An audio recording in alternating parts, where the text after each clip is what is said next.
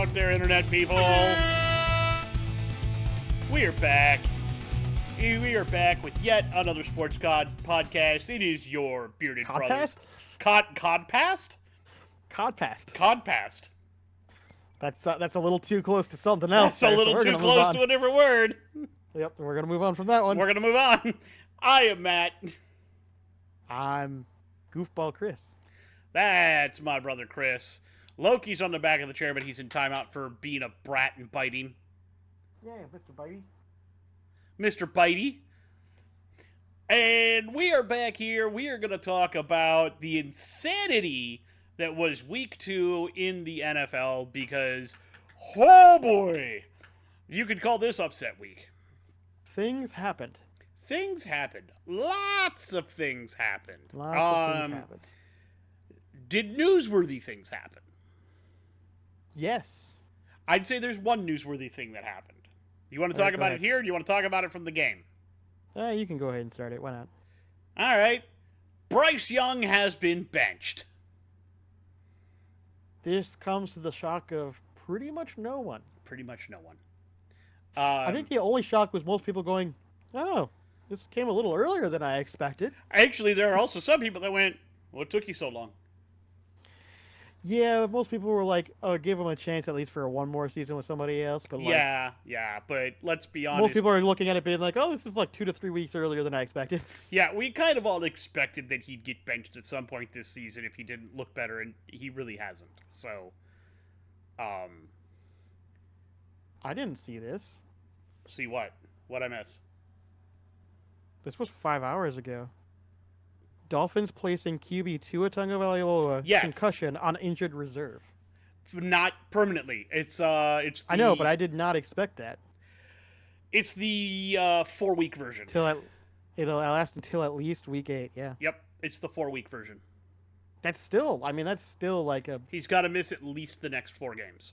That's still pretty newsworthy. I realize we just passed. I was going to get into that with injuries, but since you kind of got into that, well, I didn't. No one told me. You didn't normally you text me these things. I thought you saw that.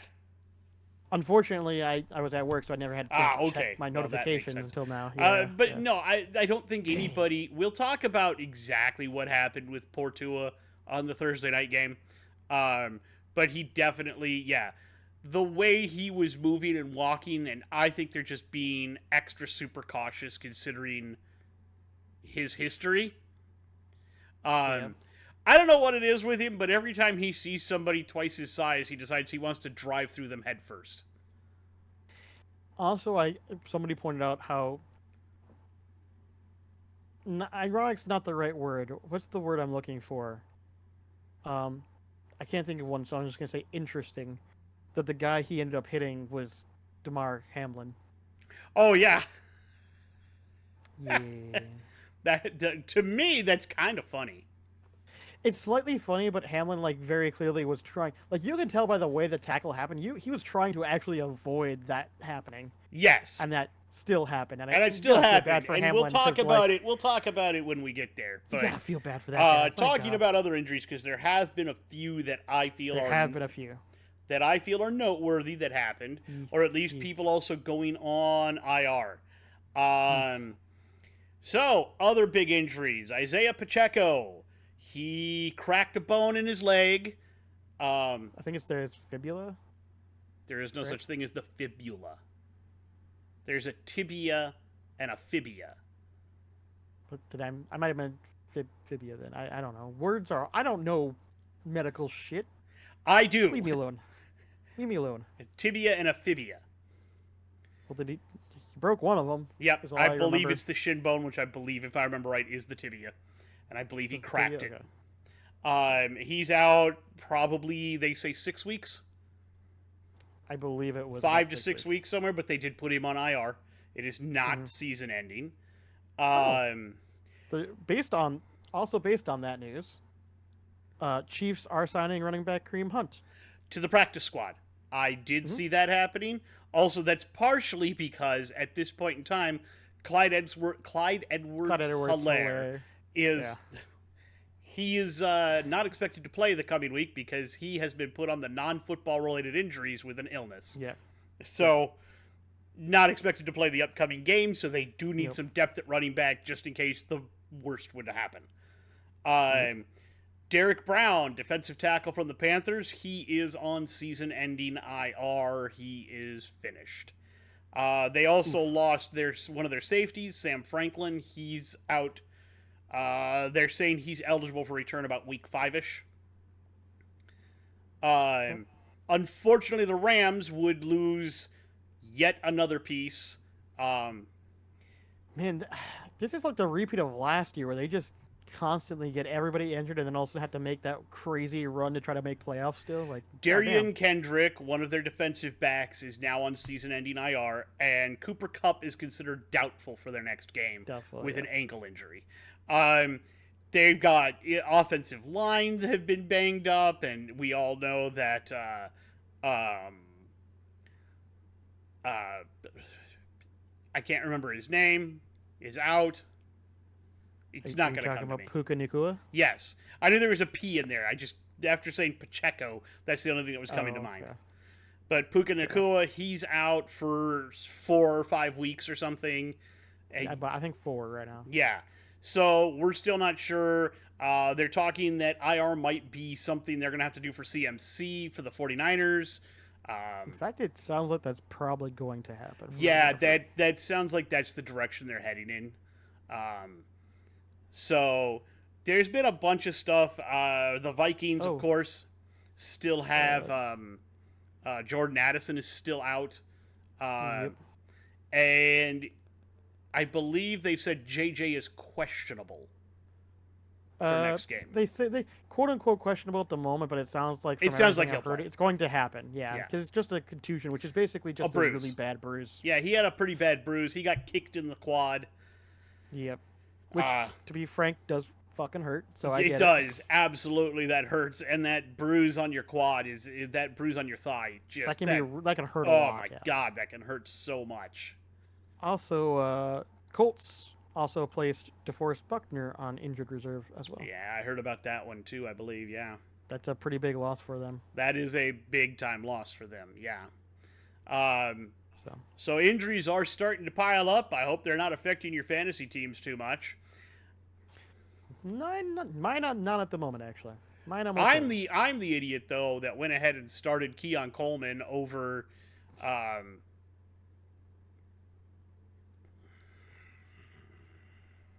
Words. Not coming to you? Not coming to me. I have it here. That's awful. I hate it when that happens. Yeah, that's pretty bad, man. Yeah, you know what my brain is like. Calvin Ridley. He did have a pretty good game this time. Yeah. He did. He had a pretty good game. I thought, playing up against the Jets, gonna be bad, and then, he was the bright spot. Huh.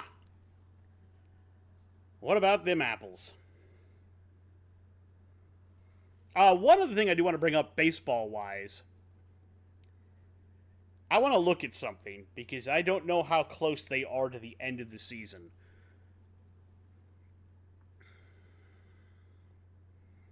But I know they've been eliminated now for about 2 months.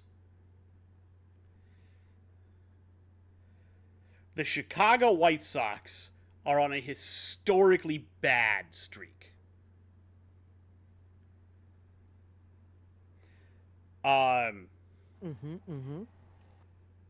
This season, they are currently... So they play 163 games? 64 games? 62 games? In baseball? I want to say it's 162. The current amount of games the White Sox have played is 151. Do you want to guess their record? I don't know. They won. Let's just tell you how many games I think they've won to go from there. Yep. 10 games. More than that. They've won 36 games. Okay. See, I was being really negative.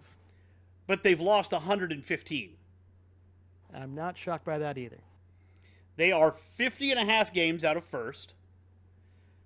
With a run differential of... Do you want to guess? I'm not even going to be able to give you a good guess on that one. Negative 307.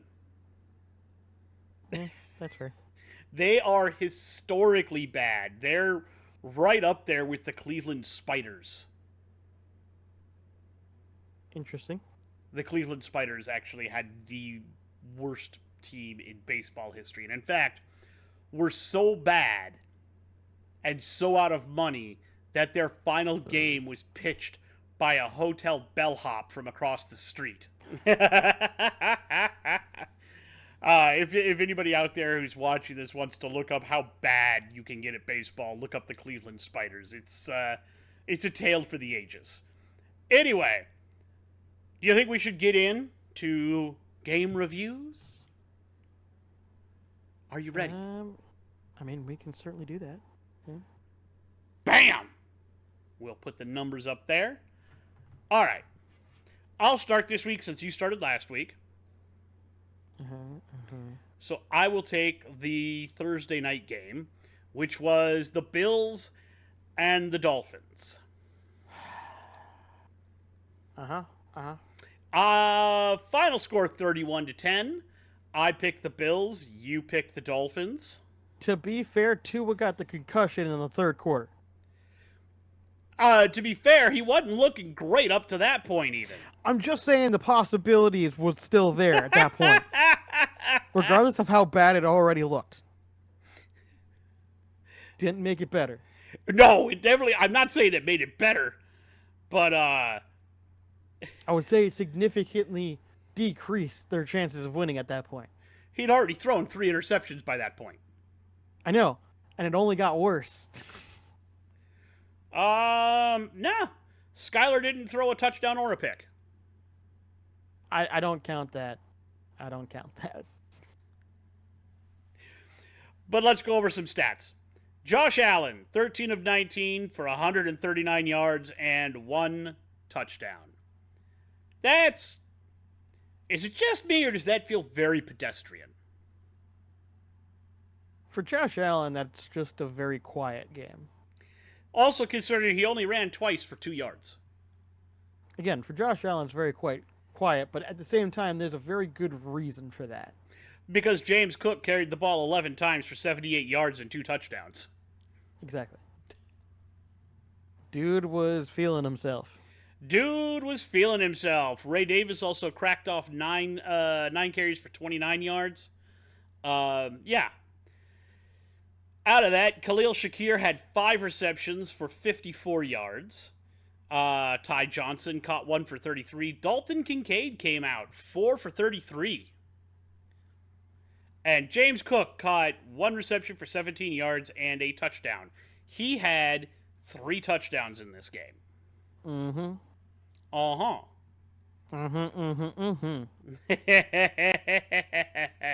Now, you want to know what I think my favorite stat is currently? Damar Hamlin, whom we all might remember from last year, who had a heart attack on the field, came back in spectacular fashion. That's a very mild way of putting that. He got hit really fucking hard and his heart stopped. I mean...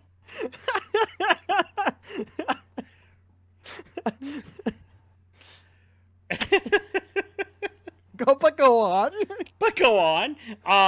He had 10 tackles, 8 of them solo, leading the team in tackles. No, he had a really good game. Yeah, it's nice to see him back after getting popped that hard out on the field. Yeah. And then there's the unfortunate thing. In the third quarter, Tua took off, trying to make a first down and make something happen. After he got it, he decided not to slide. Instead, he threw his body forward, shoulder first, and bounced off Damar Hamlin as though Hamlin were a wall. But he didn't bounce off him shoulder first. He bounced off him head first. And Tua has a history with head injuries and sustained another one that caused him to limp. And badly, too. It looked bad. He looked like he didn't know who he was. I don't think he did. Not, to be honest with you. I think for a good solid minute there. It's gotten to the point where pundits have begun discussing whether or not he should consider hanging it up. Which I think are fair questions to ask, but as after talking about it, and you and I had our opinions where we were like, where we both thought about like, is it time for him to really think about it? And here's the thing, I think you and I had it right on the money of it was time for him to at least think about it, or at least have a discussion about it, not necessarily time for him to actually do it like some people were saying. No, I And I think he think needs that's where to, I was at. I think he needed to think about it and really analyze it, and he obviously did because he had a discussion. I think actually earlier today or yesterday, with a neurologist, where but I also think he needs to sit but down he with also his came out. family now. Well, from everything I've heard, is that he actually came out and said, "There's no plans for retirement. I don't have any plans for retirement. I've already had discussions with family and friends." Like, apparently that's already been a thing. Apparently that's I haven't heard already that yet, but yeah. From what I've it's heard, his health, it's supposedly, his body. but it's his choice It's exactly. his choice, exactly.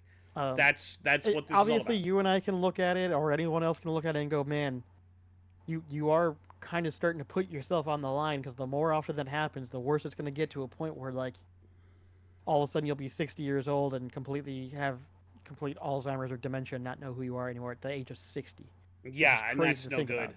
Not at all. So, yeah. Moving along with the stats, though.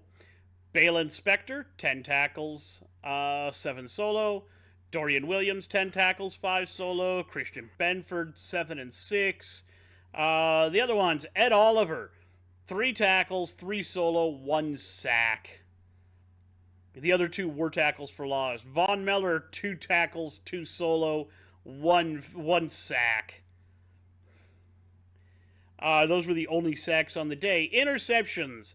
Jamarcus Ingram, 2 of them for a total of 56 yards and 1 touchdown.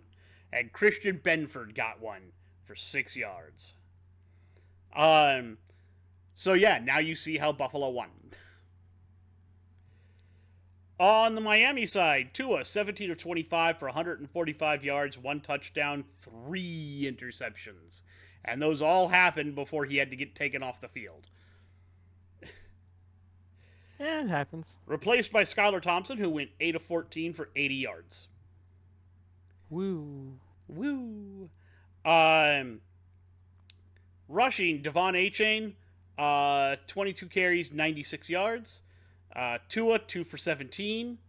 Tyreek Hill, 1 for 12. Skylar, 1 for 4. And on down the line. Receiving, Achane, 7 for 69 and a touchdown. Jonnu Smith, 6 for 53. Waddle, 4 for 41. Tyreek Hill, 3 for 24. That is a very un-Tyreek game. But to be fair, they were doubling him double and tripling him most of the game. I was also going to say he also got targeted plenty. There were certain times where he just couldn't land the throw to him, basically. Yeah, and they did everything they could to take Hill out of the game. The Bills did, and I think it worked to perfection. They did a very good job of blanketing Hill and making sure that he wasn't the one to beat them. Now, we've seen that you can do that all you want, and sometimes he's just going to get loose and burn you for 70 yards. Yeah, if you just don't have the speed to keep up with him, there's nothing you can do. Yeah. But they did a good job of trying to keep up with that. On terms of defense, David Long Jr., 11 tackles, 9 solo. Jordan Brooks, 6 and 4. Poyer, 4 and 3. They did not record a sack against Josh Allen. They also recorded 0 interceptions and had no returns worth even talking about. So you can understand how and why the Bills absolutely smoked the Dolphins. And let's be honest, for whatever reason, the Dolphins always have trouble with the Bills. I don't know what it is, but the Bills and the Bills have always had the Dolphins number over the past couple of years. Yeah, that's true. All right. You have anything else to say about that? Nope. We kind of talked about as we went over the stats. We talked about everything I kind of wanted to say. All right. Why don't you do Niners at Vikings? Okie dokie. That was a fun game. It was a game. It was a game, all right. It was a game. I am ashamed to say we So both picked the Niners. we did both pick the Niners. The score did end up 23-17 in favor of the Vikings. Which neither of Um, us saw coming. no, neither of us saw it coming, but there was somebody who did bring up a good point, and if you haven't gotten a chance to watch it, you should. But over on Bootleg Podcast, Brett Coleman did do a breakdown of this particular game along with EJ, and basically he actually said that he actually saw this as a very interesting matchup because he actually believes that based on the scheming of the Vikings and just the way that they play offense and defense, that they were, quote unquote, the perfect counter for the 49ers. Not that the Vikings didn't play well and that they didn't take advantage of the 49ers mistakes, but that the way that we play ball is just very specifically hard for the 49ers to play against, which I think was an interesting point. He talks about it more in depth. If you haven't gotten a chance, go watch it. It is actually very interesting to listen to. With that being said, let's go ahead and take a look at some stats. So we're going to start with the 49ers. Brock Purdy went 28 of 36 for 319 yards, 1 touchdown, and 1 interception. Funny thing is, they were able to move the ball. They were able to move the ball pretty well. And that's one thing you'll notice throughout the whole entire stats is that stat-wise, this game was very close at it, and there were moments where the 49ers could have came away with the win despite a couple key factors that happened. Absolutely. One of which we'll obviously get to when we get to the Viking stats. Rushing, Jordan Mason, 20 attempts for 100 yards and a touchdown. Listen, he played fine. Well, it wasn't as good as last week? No. But against our defense and the fact that he still is considered this undrafted, unknown running back, that's pretty damn good. That's pretty damn good in my book. Brock Purdy ran twice for 12 yards. Deebo Samuel ran the ball twice for negative 10 yards. Nice job, Deebo. Moving on. Receiving, Brandon Ayuk, 4 receptions for 43 yards off of 5 targets. Juan Jennings, 2 receptions, 37 yards, 4 targets. George Kittle targeted 7 times, 76 yards, 1 touchdown off of 8 targets. And Deebo Samuel had 8 receptions for 110 yards off of 10 targets. So, again, moving the ball. They even got a touchdown, but they had a lot of, let's just say, issues elsewhere. So, they actually, let me see here. Jacob Cowing fumbled the ball. Jordan Mason fumbled the ball, but neither one of them were lost. Brock Purdy fumbled the ball and did lose the ball. I also want to say Deebo got hurt. Did he get hurt? I want to say so. Because he still played really well. I mean, we're talking. Yeah, no. I understand. I didn't remember seeing anything about him getting pulled from the game, but he might have, and I don't remember. Fred Warner did force 2 fumbles. Interceptions. Anyone intercept the ball? Yes, Fred Warner did. Oh yeah, that's right. Fred Warner did intercept that ball. It was actually a very good pass, and Fred Warner just made a ridiculous play on the ball.Ard to really be mad about that. He strained his calf versus us, and is expected to miss several weeks. Oh, okay. Well, what point did that happen though? Was it late in the third or something, or halftime? Does it even say? Guess I'm just curious. It does how not much say. He played. Okay. Nick Bosa had 2 sacks. Kevin Givens had a sack. And Fred Warner also had a sack. What a shock. Fred Warner doing Fred Warner things. Let's see here. Kicking. Jake Moody kicked 1 field goal, 2 extra points, and we're both all good, which is great. They're saying possibly third to last play. Oh, so I mean, it was almost the game. So he played for most of the game. Yeah, he caught. He says he thinks he did it when he caught the hot route breaking in, and he thinks he did it on that play. He strained it. Oh, okay. Gotcha. So yes. Deebo returned 1 kickoff for 21 yards, and there's no punt returns to really talk about. So overall, I mean, they played pretty well. But let's look at the Vikings. Let's see what their stats look like. So Sam Darnold wasn't asked to do a whole lot, which is good. Which is, I mean, I feel bad saying that as if he's a bad QB, but I mean it is in the way of like you don't want to ask your QB to do too much most of the time, anyways. No. You want them to be good and efficient. You don't want them to have to Yes. feel like they're having to throw the ball 50 times to win a game. You know. Yes. Sam Darnold, 17 of 26 for 268 yards, 2 touchdowns, and 1 interception. Again, we mentioned Fred Warner had that interception, and it was just a really good play on the ball, less Sam Darnold making a bad mistake. Rushing, Ty Chandler, 10 attempts for 82 yards. Fantastic job. One thing we said pretty much all last season was Ty Chandler should have been the starter of that rushing attack, and he's just continuing to show why he was honestly the better back last year. Obviously, he's not as good as Aaron Jones, but like if you look at that this week, Ty Chandler 10 for 82, Aaron Jones 9 for 32. Just saying. Yeah, Ty Chandler is really good. They're both really good backs, and They're having both really good. that change of pace is really helpful. And even then, Sam Darnold 5 attempts for 32 yards. Boy's got legs. If the whole entire play breaks down, he can still move. Mm-hmm. All right, let's look at the receiving. Justin Jefferson, 4 receptions on 7 targets for 133 yards and a touchdown. Most of it coming off of one absolutely ridiculous play by Sam Darnold. Absolutely backed up into his own end zone. Just chucked a ball about 60 yards down the field, in the middle of the field to, guess who, the only person getting double covered there, Justin Jefferson. Still comes away with the ball, outruns everybody, then continues having to juke sideways across the field, running more yards than he actually needs to then make it to a touchdown. I believe, if I recall correctly, somebody drew it out and said that he actually ran close to a total of 140 yards to get the touchdown. Which, who else but Justin Jefferson's doing that? Well, and they also said something interesting during the game that I liked, which was Jefferson has said that he's kind of, with Kurt gone, he's kind of stepped into that leader role. Yes. As the guy on the team.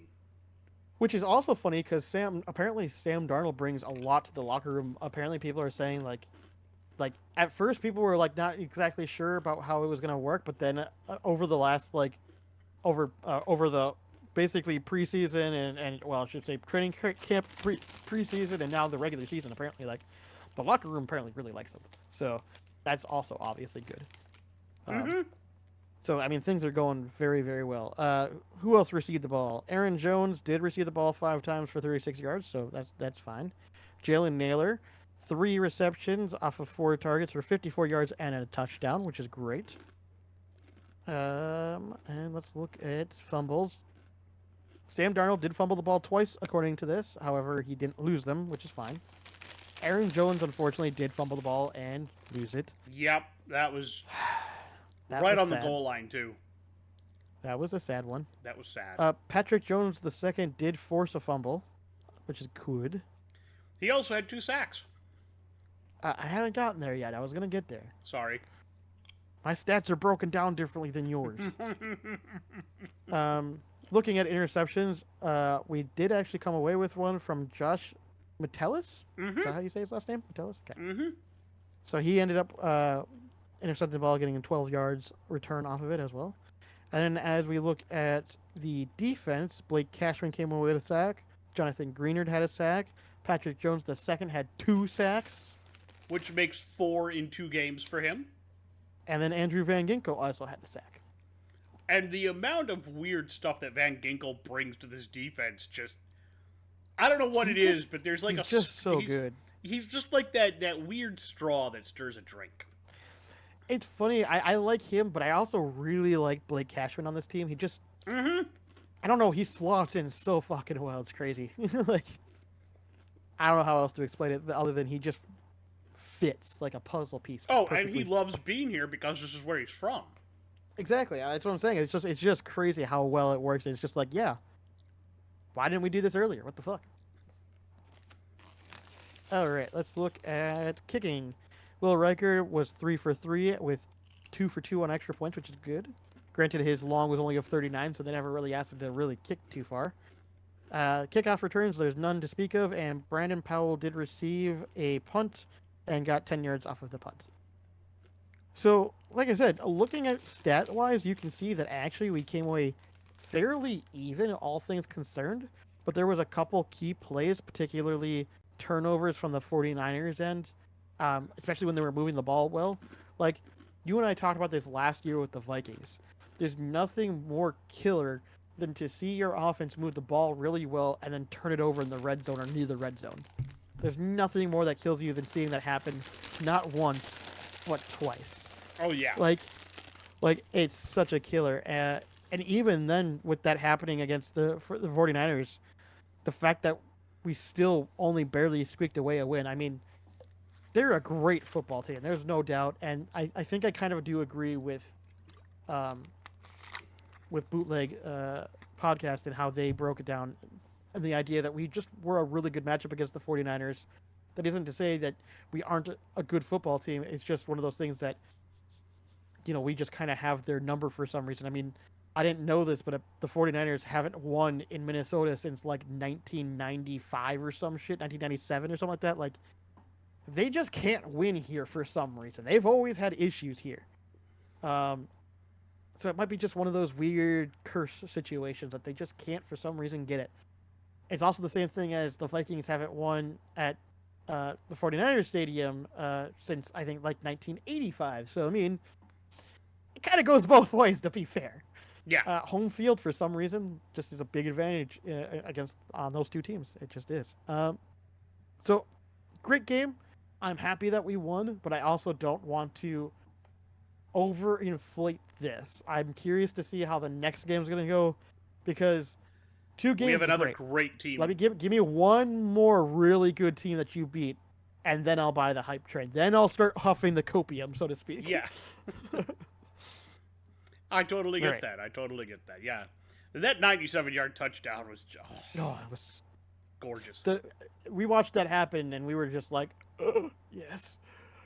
I watched that happen. I was just like, JJ. I was like, oh, we're backed up into our own end zone. I don't know what we're going to do. Oh, never mind, JJ. Pretty much. That's pretty much what happened. And I immediately, funny thing is, after it happened, I immediately was like, one of the only reasons that worked is because, let's be honest, who in their right minds on the 3-yard line decides we're going to do a play action pass here? Like, it's such a dumb fucking decision that the defense did not obviously think it was going to happen at all until it happened. And they were like, oh, fuck. Like, it worked because they didn't expect it. I promise you, if we're in that situation again, a team will not make that same mistake. Oh, no. Obviously not. Okay. Go ahead. I think you go ahead and take a team. I'm going to do Raiders at Ravens. Okay. We both picked the Ravens. We were both wrong. So close. Again. So close. I'm beginning to buy into maybe there's a problem with Lamar. There might be a choking issue. Might have a choking hazard here. Raiders 26, Ravens 23. Let's talk about it. Going with the Raiders stats first. Gardner Minshew, 30 of 38 for 276 yards, a touchdown, and a pick. I'm not going to lie. The yardage is not amazing, but 30 for 38 is fucking insane. Oh, absolutely. That's actually like top tier elite kind of numbers for accuracy as far as that's concerned. Oh, yeah, yeah. Rushing, however, Zamir White, 9 for 24. I think, to be fair, we did always kind of have that question with the Raiders of, after they lost Josh Jacobs, is who's running the ball? DJ Turner, 1 for 2 yards. Here's the worst one, but it's somehow hilarious. Alexander Madison, 4 carries, 1 yard, 1 touchdown. No, that sounds right. That sounds right. That's right, somehow. Now, receiving. Devontae Adams led the way, as you would expect, with 9 catches on 12 targets for 110 yards and a touchdown. How shocking. However, the number 2, Brock Bowers. Dude. 9 catches on 9 targets for 98 yards. I'm not going to lie to you. I had an opportunity in the draft to trade for Brock Bowers in our draft to like go get him, and I really debated upon doing it, and then I didn't, and now I severely regret it with my starter tight end right now being Okonkwo.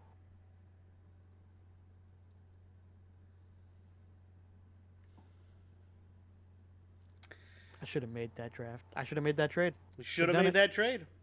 Jacoby Should have done it. Myers, 4 catches on 5 targets for 29 yards. Zamir White, 3 catches on 4 targets for 14, and just on down the line. Gardner Minshew did fumble, but Colton Miller picked it up. On defense, Robert Spillane, 10 tackles, 8 solo. Max Double X Crosby, 6 tackles, 5 solo, 2 sacks, 4 for a loss. He was an absolute monster. But that's what we've come I'm to not expect shocked. from Max That's Double what we X would expect. Crosby. Yep. Yep. That's kind of what we expect. In fact, when he doesn't have those numbers, that's when everyone goes, "Dude, what the fuck?" And then probably my favorite name in football, Divine Diablo. I can't take that seriously, but go on. I'm serious, that's his name. I still can't. I know, but I can't take it seriously. Go. Six, on. 6 total tackles, 5 solo. Nobody else had a sack, by the way. Interceptions, Robert Spillane had 1. Kick returns, Amir Abdullah went 2 for 60. Punt returns, Trey Tucker 3 for 16. Nothing special there. Kicking, Daniel Carlson 4 for 4. Field goals with a long of 53. And the game winner. Punting, AJ Cole 3 for 128. Let's talk about the Ravens.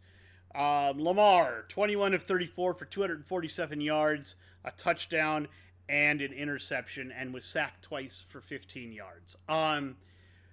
I am going to say that there were times when I watched him throw, and like he had Mark Andrews open in the middle of the field at one point and just overthrew him. Yeah. His throw outside at the end of the game to Likely to try to preserve time on the clock. He dropped that, and that was a bad throw. There were a couple of those where you just go, those are bad throws. Mm-hmm. And I don't know what that was all about. In terms of rushing, though, Derrick Henry, 18 carries, 84 yards, and a touchdown. Lamar Jackson, 5 for 45. Justice Hill, 4 for 22. Zay Flowers, 7 receptions on 11 targets for 91 yards and a touchdown. Mark Andrews, 5 targets, 4 catches, 51 yards. Bateman, 4 targets, 3 catches, 40 yards. Likely, 3 targets, 2 catches, 26, and on down the line. He missed Aguilar early on in the game for a touchdown. Had it stripped out, so it didn't actually. He just couldn't. I don't know what it is, but for some reason he's having some jitters when it comes to throwing the ball this year. But nobody fumbled, so that's good. On defense, Roquan Smith, 11 tackles, 4 solo. Marlon Humphrey, 10 tackles, 8 solo. Kyle Hamilton, 6 tackles, 5 solo. Odafe Owa, I think I said that right. 5 tackles, 4 solo, 2.5 sacks, and 2 tackles for a loss. Trenton Simpson, 5 and 3. Kyle Van Noy, 3 and 3 with 2 sacks and 3 for a loss. Going down the line, Michael Pierce got the other half sack. So they sacked Minshew 5 times and they still lost. Marlon Humphrey came down with an interception. John Kelly Jr. returned 2 kicks for 46 yards. Deontay Hardy fielded 1 punt for 15. Justin Tucker, 3 of 4 with his long of 48, and the one that was over 50, he missed again.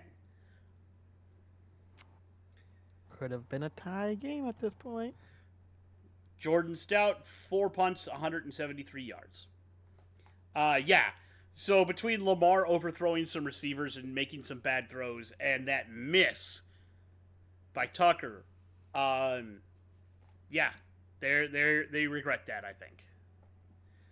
I think they regret that almost as much as our last game of the week, but we'll talk about that later. Because if you watched any of that game, you'll know exactly what I'm talking about. I watched the beginning and went ha ha ha ha ha and turned off the game. And after seeing how it, and then seeing later a push notification on my phone going, and my brain just going, what? Yeah, because they had that shot to take the field goal early in the game and decided to go for it instead and lost by a field goal. Yeah. Yeah. All right. You want to do Lost by more than that, actually, but huh? Lost by more than that, but yeah. No, they didn't. They only lost by a point. That's what I'm. Well, sorry, I should have said lost by less than. I meant as in they didn't lose by a field goal. I thought they lost by a field goal, but they only lost by a point, and we'll get there. Yeah, we'll get there. Yeah. You want to do Browns Jaguars? Not really, but I'll do it. Also, Browns Jaguars. We both picked the Jaguars. We were both incorrect. Yep, 18-13 for the Browns. To be honest with you, I watched only part of this game and wanted to throw up because it was such a bad game from everyone. It was horrible. Involved. Everyone involved should be fired. It was just, I don't mean that literally, but it just was such a bore fest. It wasn't a good game. It honestly looked like two teams trying to not win the entire time. It just did. It was boring. I shouldn't be laughing at that, and I am anyway. But it's true. Let's talk about the stats. Browns first. Deshaun Watson, 22 of 34. 186 yards. What? 0 touchdowns, 0 interceptions. Okay, I guess. Let's look at rushing. Jerome Ford, 7 for 64. Not bad. Deonta Foreman, 14 for 42. Not bad. Deshaun Watson, 5 for 20 and a touchdown. Okay, I guess. But this is something I want to point out since we're at this point. Watching this game made me sick because all I saw constantly was Deshaun Watson running out of the pocket and sometimes throwing it and then sometimes just running it. He never wanted to sit in a pocket, ever. Nope. Within a second and a half, if he wasn't throwing the ball in the pocket, he was running out of the pocket, which was damn near every fucking play. All I can say is if I was Kevin Stefanski, despite the fact that we won this game, I'd sit him and just put in fucking Jameis Winston and say, fuck it. We ball with Jameis now. I still feel he's trying to get hurt. I don't know. It just looks ridiculous. If you watch him play, it's the decision to immediately give up on a pocket and run out of, it just looks like he's trying to play hero ball on every play. It's like his training during the 2 years he didn't play was Madden football. But I'm not wrong and you know it. That's what it looks like he's doing. I thought that was Kyler, but no, it's Deshaun. No, it's Deshaun. Kyler at least can pull it off. And actually did. We'll talk about that when we get there. We'll talk about it. It was impressive as fuck. It was. When we get there, if that's the Kyler we get almost every game for the rest of the season, I think what I said at the beginning of the season, before the season started, you might have one. Yep. I might actually have one, which is insane to think about. That I might have had enough foresight. I don't think so. I'm going to say not in this fashion. I'll say not in this fashion. I didn't expect it in that. And I think it's because the Rams are just literally falling apart because they're falling apart. The 49ers had an unfortunate game against the Vikings, and the Seahawks lost their first game and actually looked pretty good this last game that they played. All right, moving on from their rushing, let's look at their receiving. The Seahawks didn't lose their first game. I thought they did. Are they 2-0 as well? No, they played Denver. Oh, so they're also 2-0. Okay. Yep. I thought they lost their first game for some reason. Nope. My bad. Because I thought the Cardinals were at the top of the division, so I just assumed that the Seahawks must have lost. No, the Seahawks are the top of the division. Yeah. I thought for some reason it was Arizona, but it's not. And that makes me sad now. Makes me sad. We'll see though. It could still happen. Anyways, Cleveland's receiving room was interesting. Uh, First off, you'll see David Bell had 3 receptions for 27 yards. You'll see Amari Cooper 3 receptions for 11 yards. But then we go to Jerry Jeudy, who had 5 receptions for 73 yards, and Elijah Moore for 6 receptions for 44 yards. So that's something, I guess. No touchdowns though. Then we have Deontay Foreman did have a fumble, but he didn't lose it. And Myles Garrett, of course, forced to fumble during this time, which is not shocking either. No. It's more shocking when that doesn't happen. Exactly. No interceptions, it looks like. However, we do have Myles Garrett with a sack, which, of course, Jordan Hicks with a sack, Quentin Jefferson with a sack, and Alex Wright with a sack. So, not bad. Let's look at their kicking. Dustin Hopkins, 3 for 3 with a long of 53, and the extra point that was good, so made all of his kicks, which is great. They had 1 kickoff return from Pierre Strong for 25 yards, and 3 punt returns from James Peroche with a long of 14. So not great, but at least they're still trying. So overall, pretty piss poor stats from Cleveland. Let's go look at the Jaguars and see how they somehow lost. Oh, I didn't know it was that bad. Jesus. All right. Trevor Lawrence, 14 of 30 for 220 yards, 0 touchdowns, and 0 interceptions. Boy, less than half of your throws you made. Ouch. That's bad. That's bad. That's bad.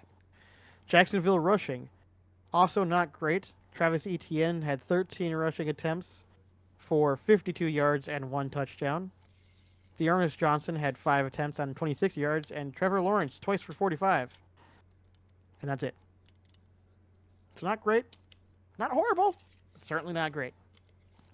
Let's look at your receiving room, because maybe you redeem yourself here. Maybe this is where you redeem yourself. And, oh boy. Barely. Brian Thomas Jr., 4 targets, 2 receptions for 94 yards. Brenton Strange, 6 targets for 3 receptions and 65 yards. And Gabe Davis, 7 targets, 3 receptions, 43 yards. No touchdowns. Not great. Not great. Not great. Not great. That's all I'm going to say about that. Not great. Interceptions, none, of course. Let's look at their defense, though. Josh Hines Allen got 1 sack. And Olokun?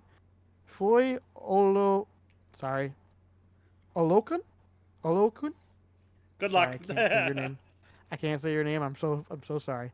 1 sack as well, so for a total of 2 sacks on the night, which is not great because that tells me you also probably didn't have a lot of pressure on the quarterback, despite the fact that you were playing the Browns, who put himself in pressure all the time. Let's look at Jacksonville's kicking. Cam Little, 2 for 3, along on 25 and 1 extra point, so they did miss a field goal, which is bad. Kickoff return, they did have 1 from Devin Duvernay for 12 yards, and Devin Duvernay did also receive 1 punt for 8 yards.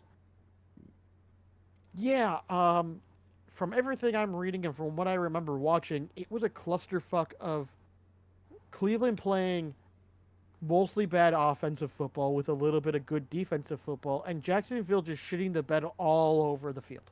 Yep. So yeah, this was a bad game. There's nothing nice to say about it. It was just a bad game. Yep. This was a game that Jacksonville desperately needed to win to show that they were still relevant. And they got shellacked by a very bad offensive play from the Browns.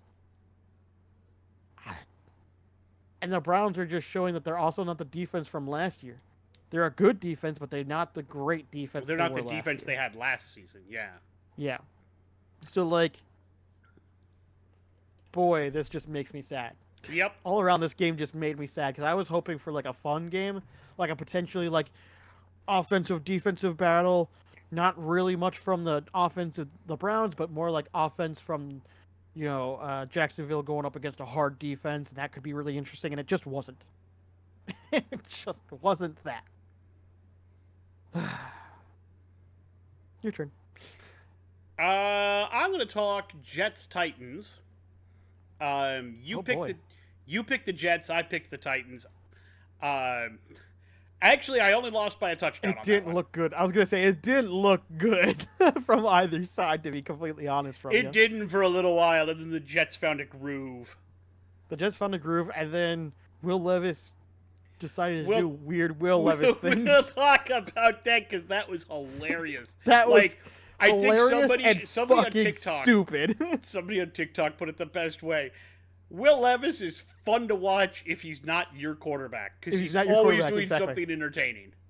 That I was about to say, he's an entertaining quarterback, not necessarily a great Not quarterback. necessarily a great quarterback.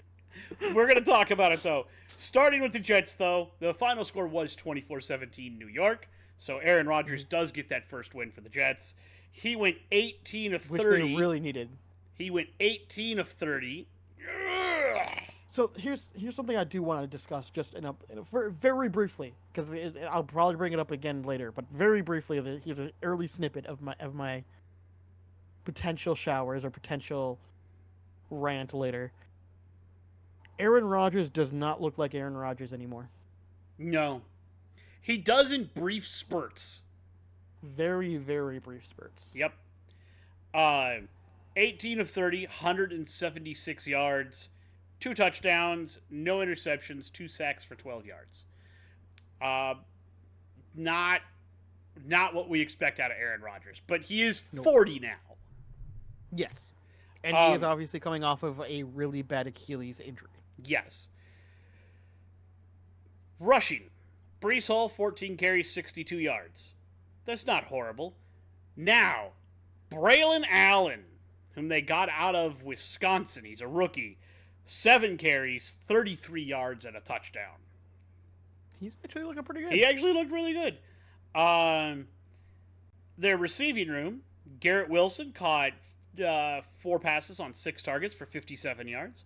Brees Hall caught 7 passes on 8 targets for 52 yards and a touchdown. Braylon Allen caught 2 passes on 4 targets for 23 yards and a touchdown. Mike Williams went 1 of 1 for 19. Lazard had 4 targets, caught 2 of them for 11. And on down the line. Quincy Williams recovered a fumble, but nobody lost one. We'll talk about that fumble here in a minute. Defensively, Jamian Sherwood had 12 tackles, 8 of them were solo. Quincy Williams had 9 tackles, 8 of them were solo. Brandon Eccles had 5 tackles, 4 of them were solo. Will McDonald IV, remember when we made fun of the Jets for picking him? I mean, that was out of Iowa State. Yeah, a couple years back we went, who? Oh yeah. 4 tackles, 4 solo, 3 of them for sacks. Maybe they knew what they were doing. Game. He had a good game. It is what it is. But anyway, the other sack came from Can't get him right all the time. Solomon Thomas, 3 tackles, 1 solo, 1 sack. They had 4 sacks in this game. They did have a pick. Brandon Eccles picked him off. In terms of returns, Xavier Gibson had 2 returns for a total of 57 yards with a long of 33. He also had 3 punt returns for 35 yards with a long of 19. Greg the Leg Zuerlein kicked 1 field goal from 33 yards. Morstead punted 6 times for 302 total yards. The Titans, Will Levis, 19 of 28. So almost exactly half, isn't that? 19 of 28? No, that's more than half. I'm an idiot. Anyway, he only missed 9 more, throws. Yeah. 192 yards, 1 touchdown, 1 pick, sacked 4 times for 22 yards, and lost a fumble. I don't know what he was thinking. It looked like he got pressured out of the pocket and then tripped over his own feet. And then tried to throw a pass. And then tried to shovel pass while he was going down. Yeah. And that Rather didn't than work. take the sack. Yeah. God. And they were driving too. If you just eat that and don't try to make a play there, just eat it and come back the next play. Maybe you score. Maybe you put up some more points. Maybe you don't cost your team the game. I don't know, man. It's fucking weird. I mean, he's trying to play hero ball, and I think that's the problem.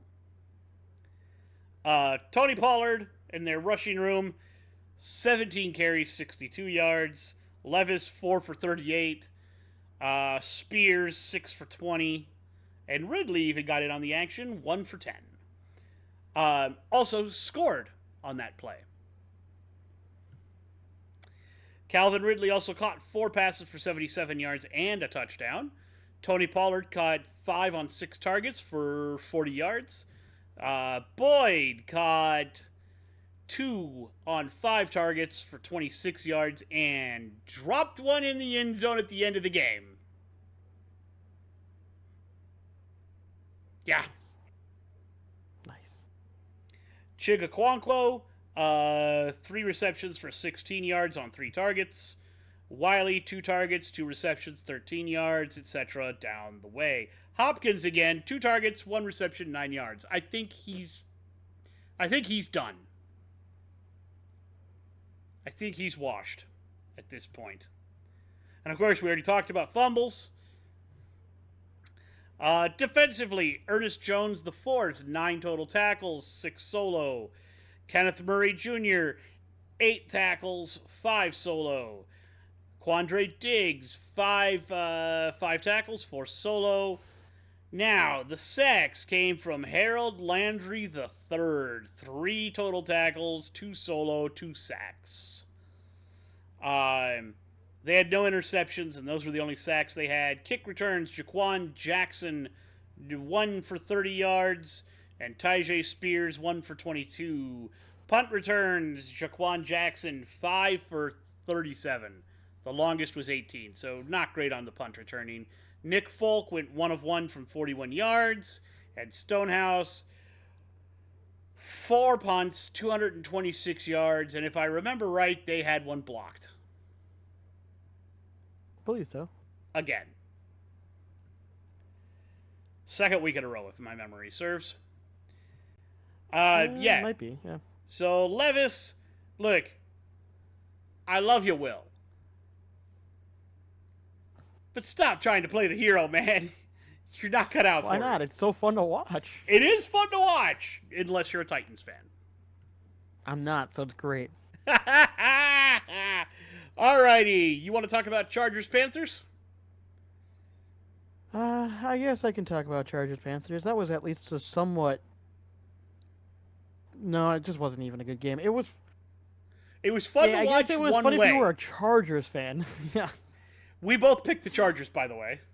We did, which, I mean, at this point, I mean, anything the Panthers do, I'm probably going to pick against the Panthers. Like, unless for some reason Andy Dalton just comes out swinging in their next game. Like, let's be honest. Anyways, let's look at stats to just confirm our bias to be completely and utterly correct. Justin Herbert, 14 of 20, not asked to do a lot, which is not surprising in Harbaugh's offense. 2 touchdowns, 1 interception. Rushing, because this is bread and butter of John Harbaugh. J.K. Dobbins, 17 of 131 for 1 touchdown. Fucking great. Gus Edwards, 18 for 59, pretty good. And Justin Herbert even ran 6 times for 18 yards. Not bad. Receiving, Will Disley, 3 for 29. Quentin Johnson targeted 6 times, got 5 receptions for 51 yards and 2 touchdowns. Finally, he's doing the work that everyone hoped that he could do. Ladd McConkey got targeted 4 times for 2 receptions and 26 yards. Justin Herbert did fumble the ball and lose it, but it looks like from everything I can see, it didn't fucking matter. Looking at interceptions, it looks like Elijah Molden did come away from an interception for the Chargers, which is good. And then let's look at their defense. Joey Bosa coming away with 1 sack. You would have expected more. Denzel Perryman had a sack. And that was it. Only 2 sacks on the night. That's interesting. Would have expected a lot more. Mm-hmm. Let's look at their kicking. Cameron Dicker, the kicker, had 2 field goals for 46 yards and 2 extra points with 3 on the table, so he missed an extra point. Hence 26-3. That does make sense now. Kickoff returns. Darius Davis had 1 return for 13 yards, and he also had 1 punt return for 15 yards. So overall, solid, pretty solid. A pretty classic Harbaugh system. Run it down your throat, and then once in a while throw the ball, unless running it down your throat doesn't work. Which it did, so there was no reason to really Oh, worry about it. exactly. Very classic Harbaugh system. Very classic Harbaugh. Let's look at the Chargers, shall we? And look at the game that ended up with Bryce Young getting benched. Bryce Young, 18 for 26. Actually, not that bad overall, but only 84 yards and had the interception that we talked about earlier. So that's the problem. He's actually fairly accurate. He can make passes, but 86 yards, 84 yards, like, to me that reads that he's not taking anything even remotely middle across the field or even medium. He just keeps dumping it off to basically short passes. Like, that's all he does. That's all he can do, it seems like. That's at least what the game shows. I mean, I don't know if that's true, but that's what it looks like. That's what it looks like right now. Let's look at their rushing game, though, because they did something there at least. Chuba Hubbard, 10 attempts for 64 yards, and Miles Sanders, 7 for 20. So, I mean, they tried. They tried to run the ball, and they had a little bit of success. It's not bad. Chuba Hubbard also did catch 4 times for 12 yards. Deontay Johnson had 3 receptions for 15 yards. Adam Thielen had caught the ball twice for 20 yards. And Tommy Tremble caught the ball 3 times for 23 yards. Oh boy. Some crazy numbers there.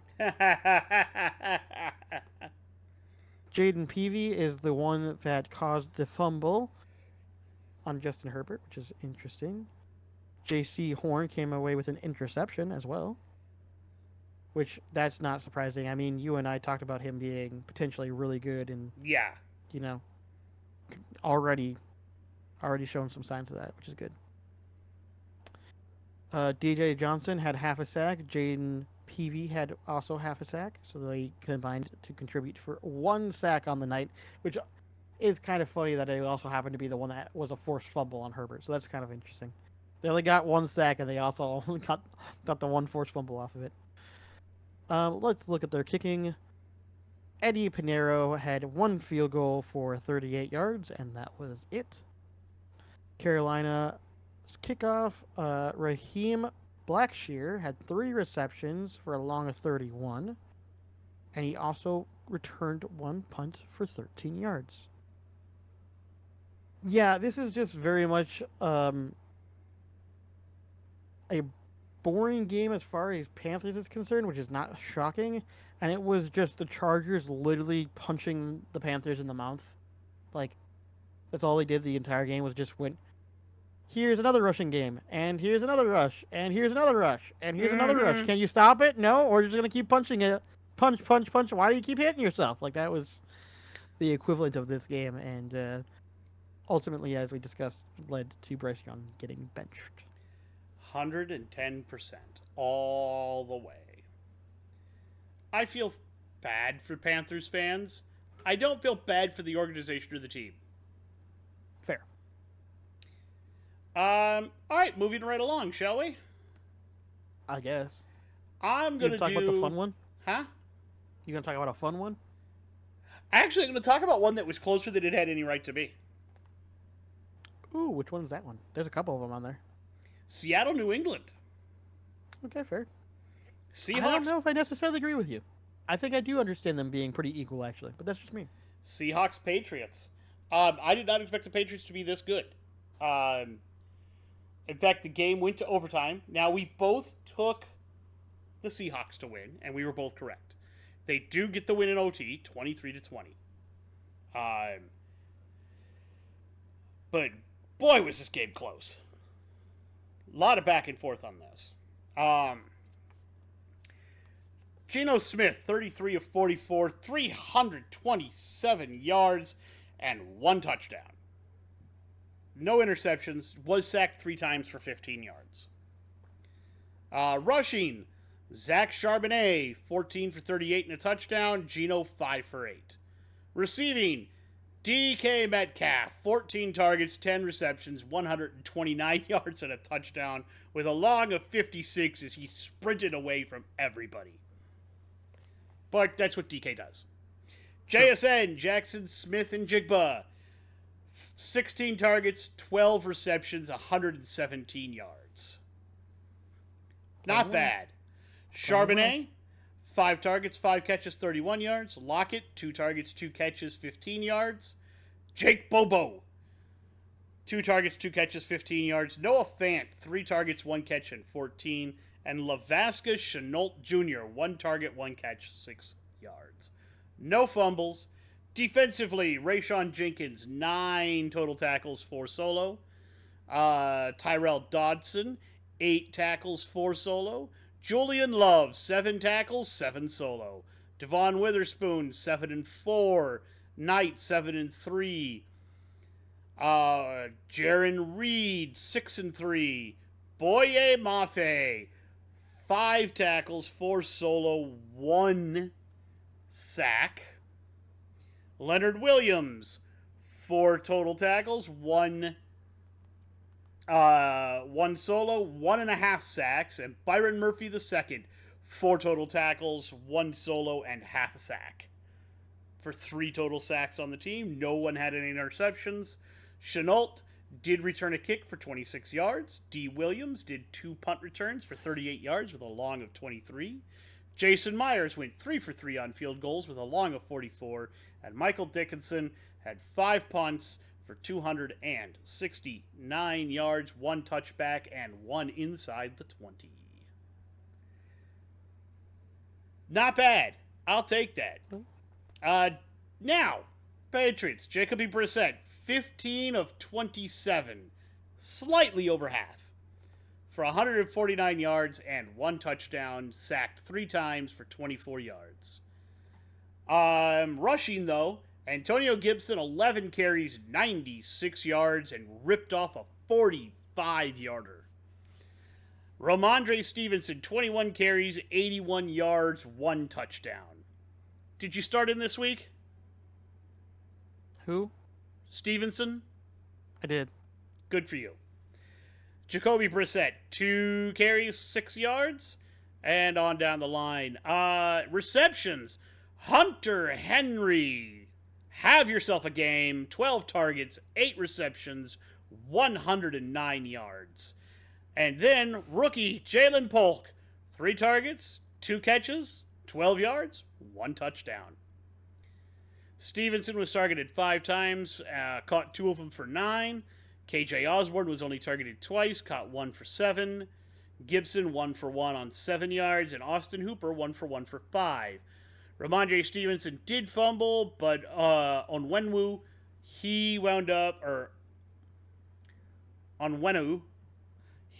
recovering it, so they did not lose that.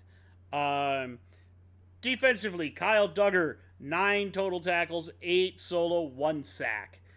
Jonathan Jones, 8 total tackles, 6 solo. Christian Gonzalez, 7 total tackles, 5 solo. Raekwon McMillan, 7 and 3. Anthony Jennings, 7 and 3. Keon White, 7 and 2 with a sack and a half.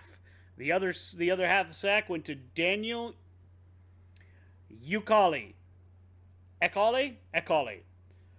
4 total tackles for him, 2 solo and half a sack. So there's the 3 sacks. They did not have an interception. Marcus Jones returned. They did not have a kick return, but Marcus Jones returned 2 punts for 24 yards with a long of 15. Joey Sly, he was 2 for 3 on field goals with a long of 29. And Behringer punted 6 times for 342 yards, 1 touchback, and 3 inside the 20. This game did go to overtime.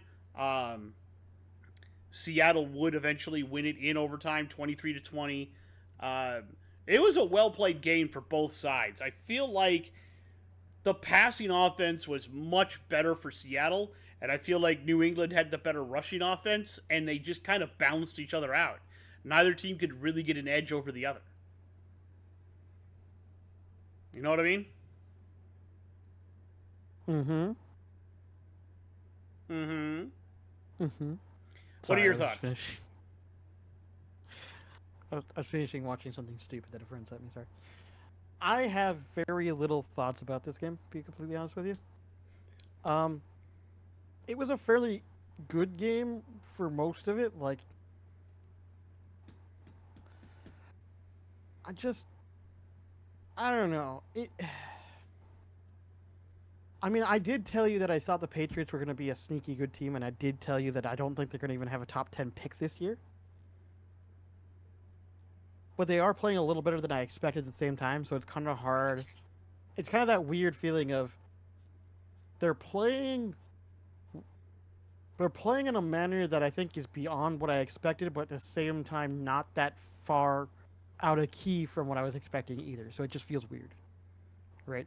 And the Seahawks are actually playing far better than I expected. Um, I know that they provided more weapons for Geno Smith, which is obviously what's been working, but they still have.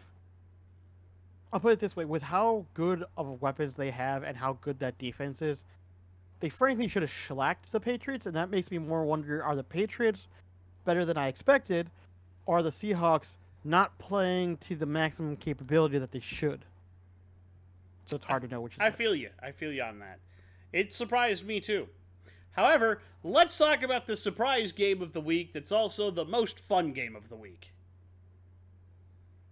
I'm going to honestly. There's two games on here that I would say are reputable of that, and I'm just going to pick the one that I like the most.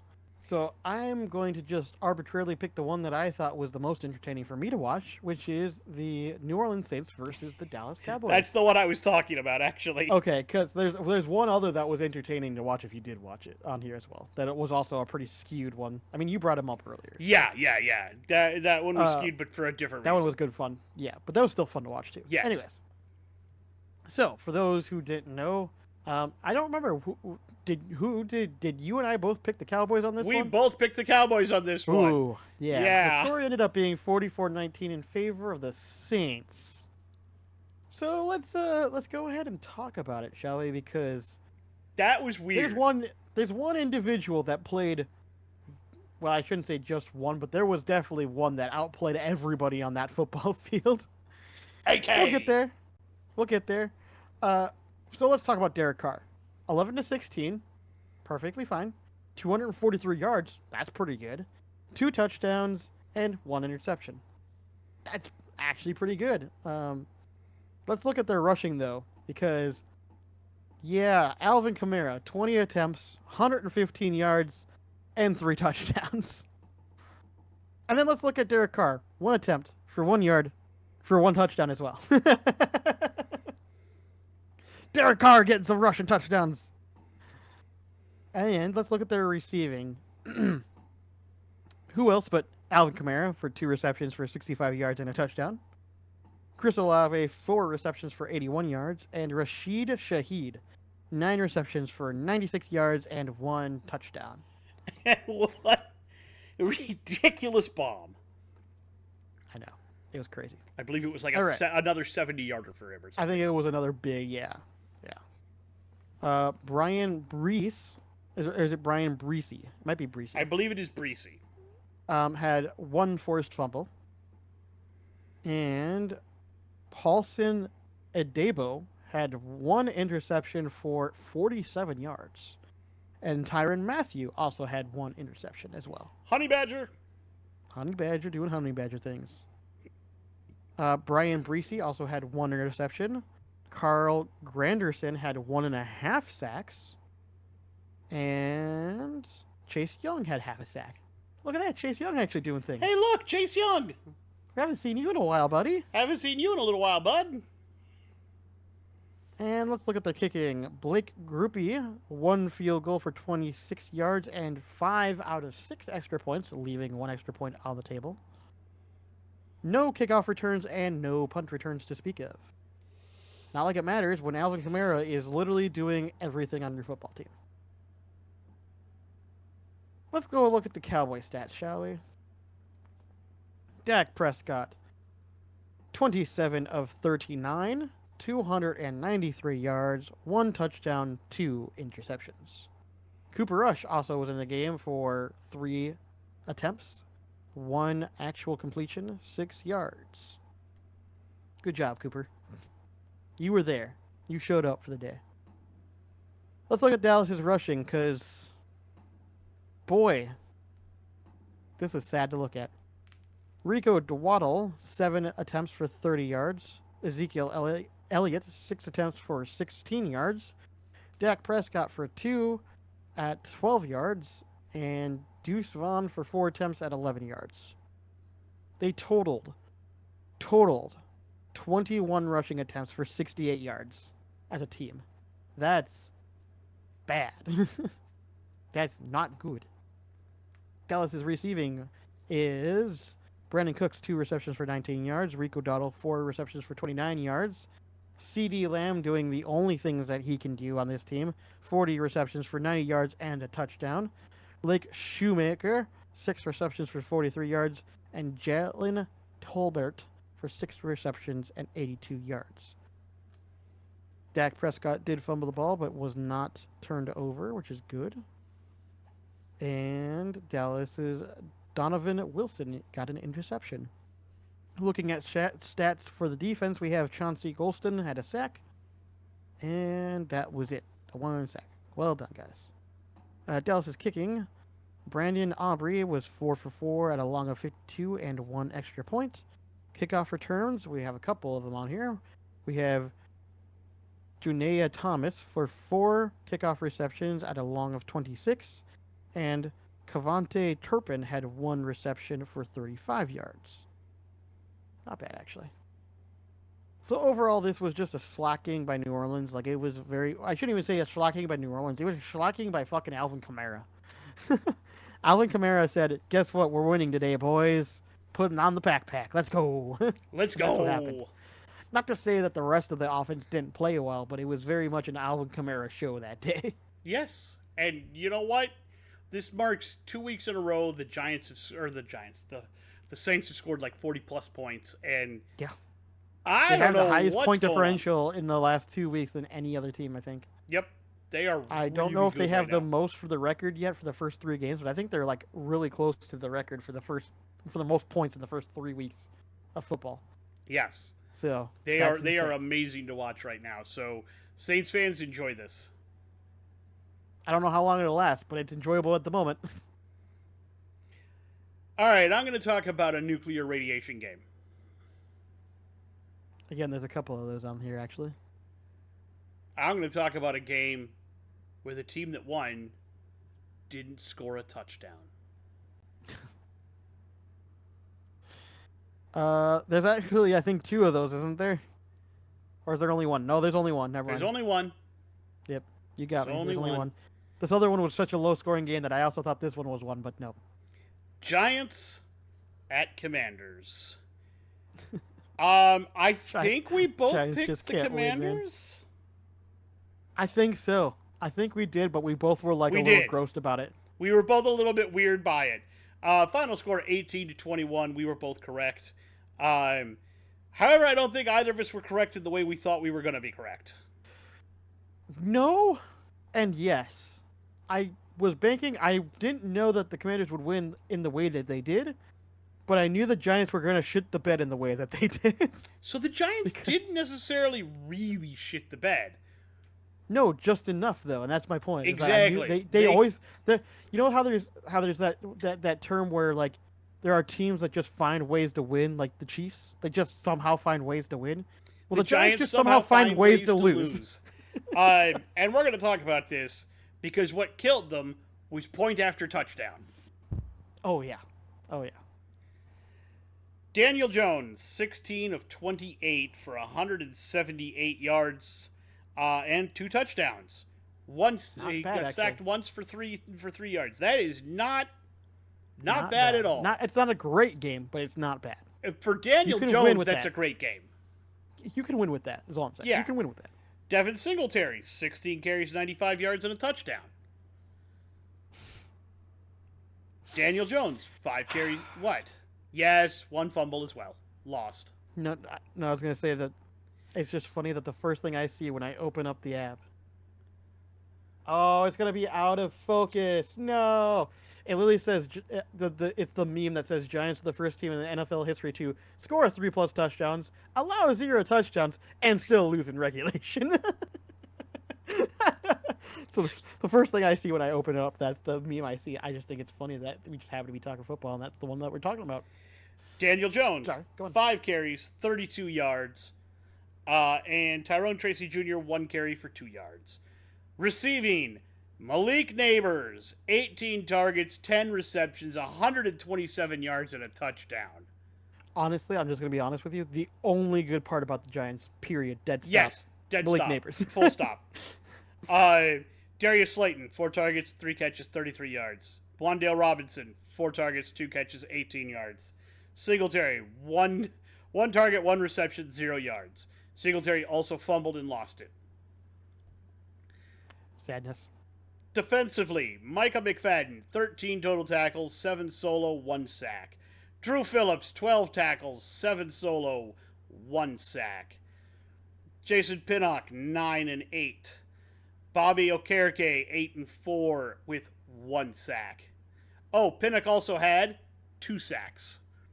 They sacked the poor Washington guy 5 times and still couldn't win.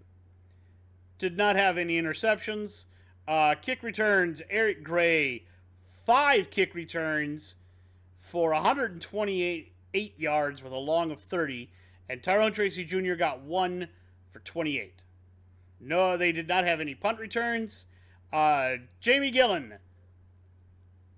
0 of 1 for extra points. Jamie Gillen, 2 punts, 87 yards. 1 inside the 20. They started the game when they scored a touchdown, they missed the extra point. And then they kept trying 2-point conversions to make it up. Well, actually, apparently, from everything I heard, their kicker actually got hurt. And they didn't trust that's my understanding their as punter well. to continue making the extra points. Yeah. They didn't want their punter to keep trying extra points, yeah. Yeah. Because apparently he's not very good at it. Which is funny because the first one that he did, he actually made successfully. No, he missed. So. I thought there was one that he made. No, he missed that. It was the very first touchdown. Oh, okay. He missed, and then they went for 2, and then they went for 2. Oh, okay. Gotcha. Either way, yeah, they just were like, nope, we don't trust you making the kicks, so we're just going to try to go for 2s. Yep. So I don't necessarily blame that on them as much as circumstance a little bit, but it's still hilarious regardless. Oh, yeah. Yeah. Now, Jaden Daniels, 23 of 29. That's pretty good. It's pretty good. 226 yards. That's also good. The 5 sacks for 16 yards is not good. Rushing room, Brian Robinson Jr., 17 carries, 133 yards. That's good. Jaden Daniels, 10 for 44. I'd still like to see him rush less. Austin Eckler, 8 for 38. That's not horrible. Receiving room, Zach Ertz, 4 targets, 4 receptions, 62 yards. Noah Brown, 3 targets, 3 receptions, 56 yards. Eckler, 3 targets, 3 receptions, 47 yards. Here's the one that confuses me. Terry McLaurin, 8 targets, 6 catches, 22 yards? Interesting. Yeah. De'Ami Brown, 4 targets, 2 catches, 17 yards. Olamide Zacchaeus, 3 targets, 3 catches, 14 yards. John Bates, 1 target, 1 catch, 5 yards. Brian Robinson Jr., 3 targets, 1 catch, 3 yards. Jeremy Chin did recover a fumble. Defensively, Frankie Louvu, 11 total tackles, 6 solo. Bobby Wagner, 9 and 5. Benjamin St. Just, 6 and 6. Sanristil, 4 and 2. I'm not going to be able to say all of these, but Clellan Ferrell did get a sack, 2 tackles, 2 solo, 1 sack. That's the only sack they had was from Clellan Ferrell. They did not have any interceptions. Kick returns, Eckler 1 for 35, and Zacchaeus did a punt return for 24. Austin Siebert, 7 field goals, 7 of 7 for 40 long of 45 yards. He scored all 21 points. Yep. I tried to watch the highlights of that game, and I couldn't make it more than about a minute and 30 in. It wasn't a great game. It wasn't bad. Well, like, if I could just a... get a highlight reel of Malik Neighbors, I think that would be what I'd want to watch. Yeah, like it was a bad game that on paper, like if you look at the score, doesn't look like it was a bad game. Put it that way. Yeah, right. It doesn't look like it was a bad game. Even reading the stats, you're like, that's not that bad. But if you watch the game, I promise you, it was a very boring game to watch. It was. And because you would get excited because like Washington would start driving, you're like, oh, they're going to score. Apparently not. Okay, all right. I guess we're going to kick another field goal. Okay. All right, another field goal. You and I made jokes about it last season. We were like, guys, you can't win on just kicking field goals. I think the Commanders proved us wrong. And the Steelers did that last week. Yeah, you can, in fact, win the game just kicking field goals. You can. Odds are not in your favor, but you can win that way. You get to do another interesting game. Let me see here. Let's see here. Bucks Lions? Oh, I was either doing that or Colts Packers, but I'll do Bucks Lions. Sure. Because both of those are interesting for different reasons. They are. Bucks Lions. Do Bucks Lions. Bucks versus Lions. I believe you and I both picked Lions, or did you pick Bucks? Or did I believe I picked the. No, we both picked the Lions. I think we both picked Lions. Yeah. We did both pick Lions. Which, not to say that we didn't believe that the Bucks could be good, we just had higher expectations for the Lions, and I still think. So the score ended up being 20-16 for the Tampa Bay Buccaneers. I still say that I think, given this choice again, even with the knowledge we have, I still would probably lean Lions just because you have higher expectations. I think 6 out of 10 or 7 out of 10 times the Lions win this game. Yeah, I had higher expectations, but let's look at stats and just kind of see where things happened here. Because Baker played well. I don't think he played amazing, but he played well. So, for example, 12 of 19, didn't ask to be doing a lot, but passed pretty well when he did. 185 yards, 1 touchdown, 1 interception. That's not a fantastic game from Baker, but it's a pretty good game from Baker. Yeah. You know what I'm saying?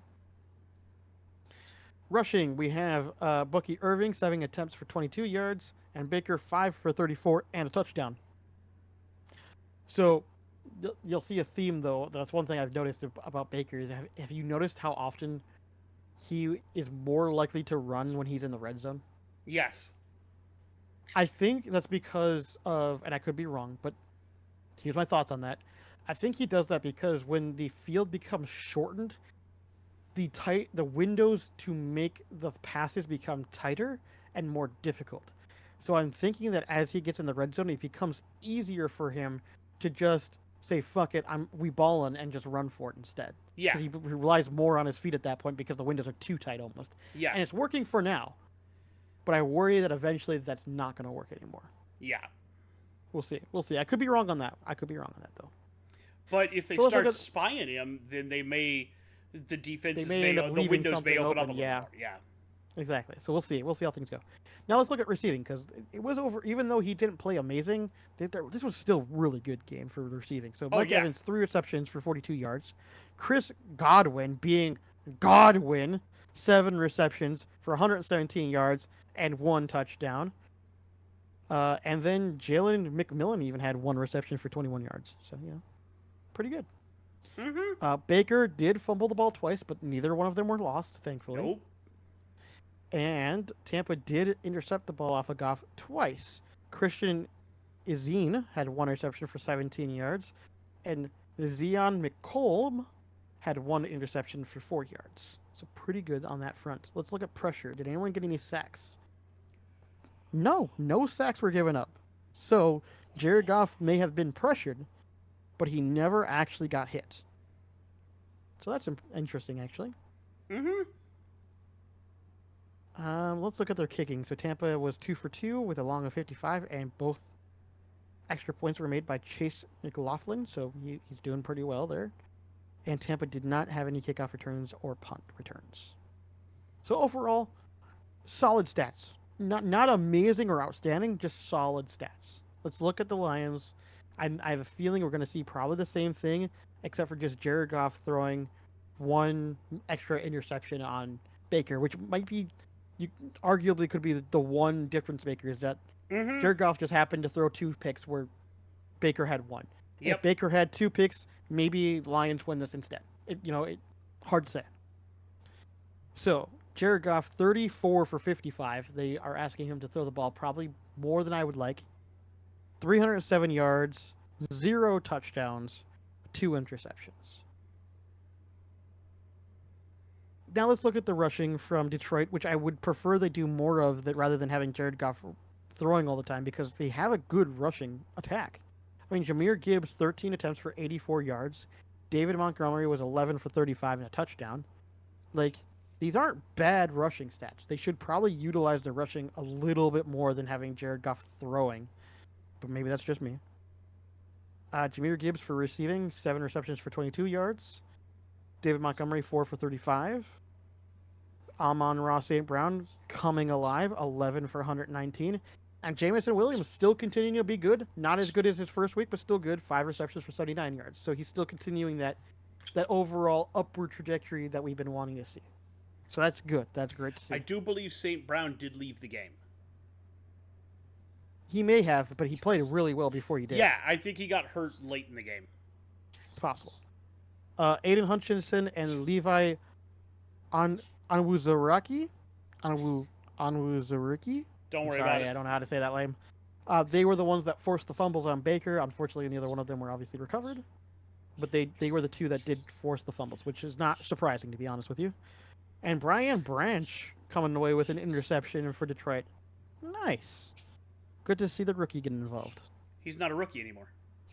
Is he not? Oh, yeah, he was a rookie last year. He was a rookie last year. Oh, my bad. I just remember seeing the name and going, Alabama! And that's all I think of. Yep. Not going to lie to you. Aiden Hutchinson doing Aiden Hutchinson things. 4.5 sacks on Baker. With a half sack from Levi Onwuzurike. My God, I'm probably butchering your name. I'm so sorry.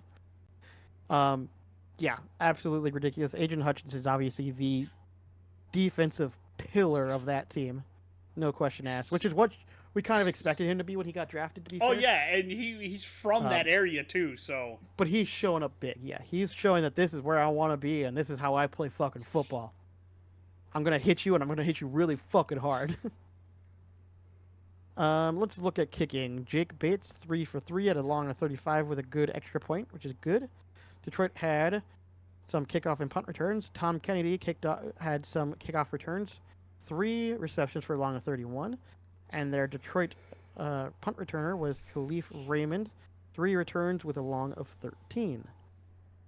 So yeah, honestly, this is one of those games where both teams played really well, had a couple of mistakes, and I think, honestly, the Buccaneers just capitalized just a little more than the Detroit Lions could on those mistakes, and that's really all it came down to. Just one extra mistake by the Lions that the Bucs took advantage of.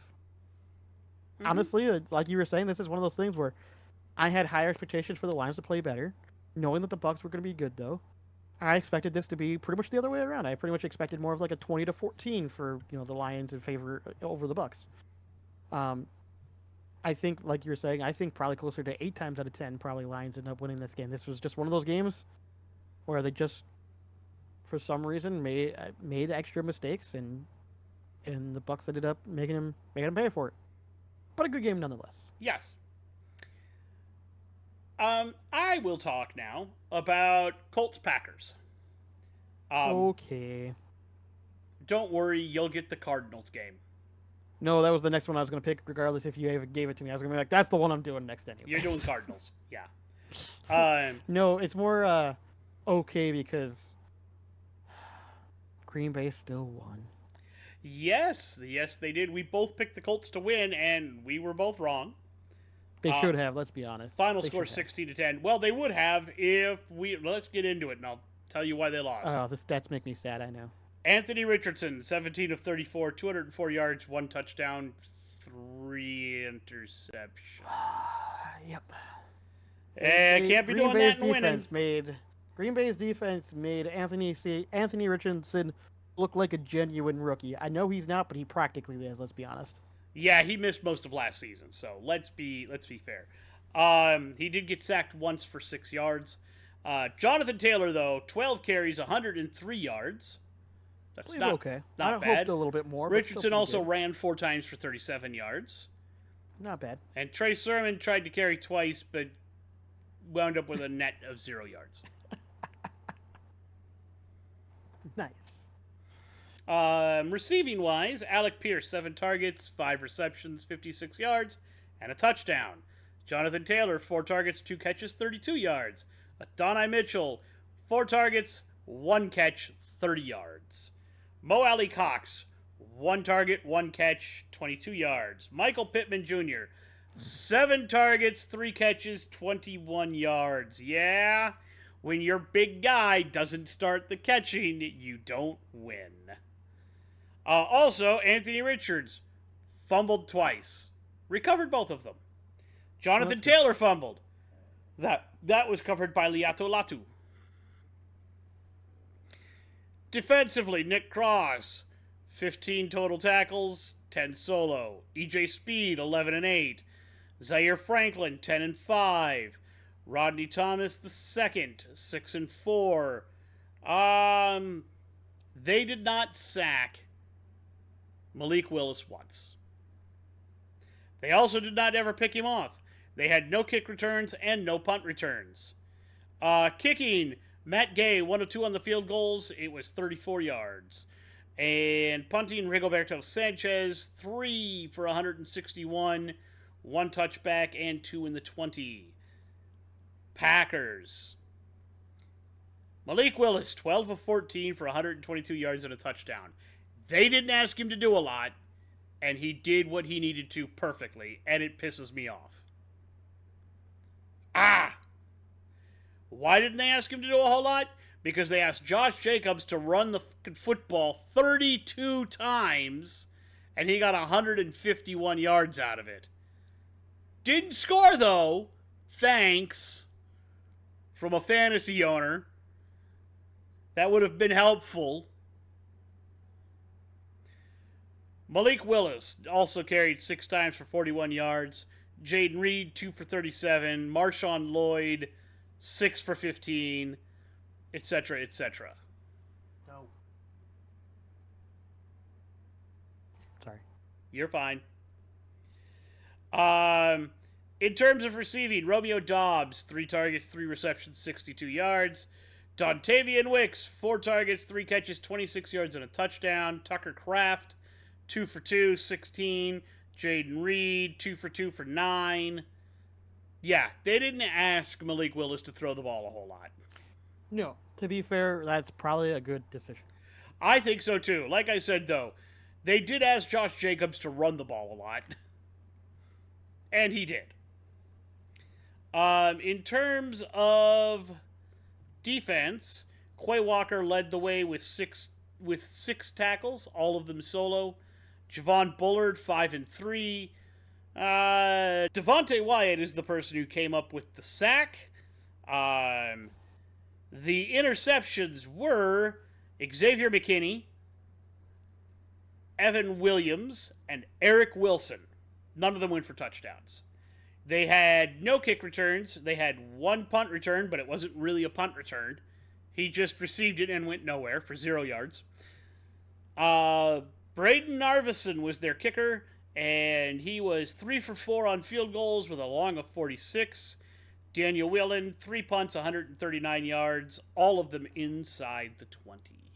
Well done. Yeah, the fact that they won without Jordan Love tells me that they might be comfortable now extending his timetable. You know? Maybe, but you can't bank on your defense like that. The Packers defense is way too up and down for me. Yeah. So I worry that Malik Willis is just going to get found out in one of these games, one of these next 2 games, and They're gonna be like, nah, never mind. Yep, I can see where you're coming from on that. I can definitely see where you're coming from.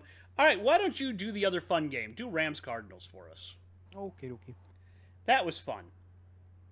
Unfortunately, I believe I picked the Rams and you picked the Cardinals in this game. Yes, that is exactly correct. Yep. To be fair, I was still banking on the Rams being the Rams and being able to not get injured.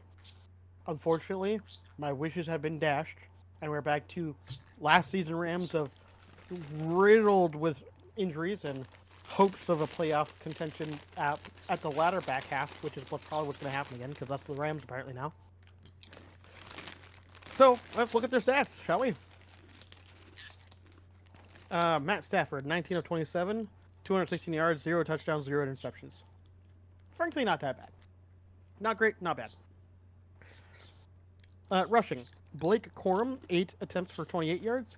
Kyren Williams, 12 for 25 and a touchdown.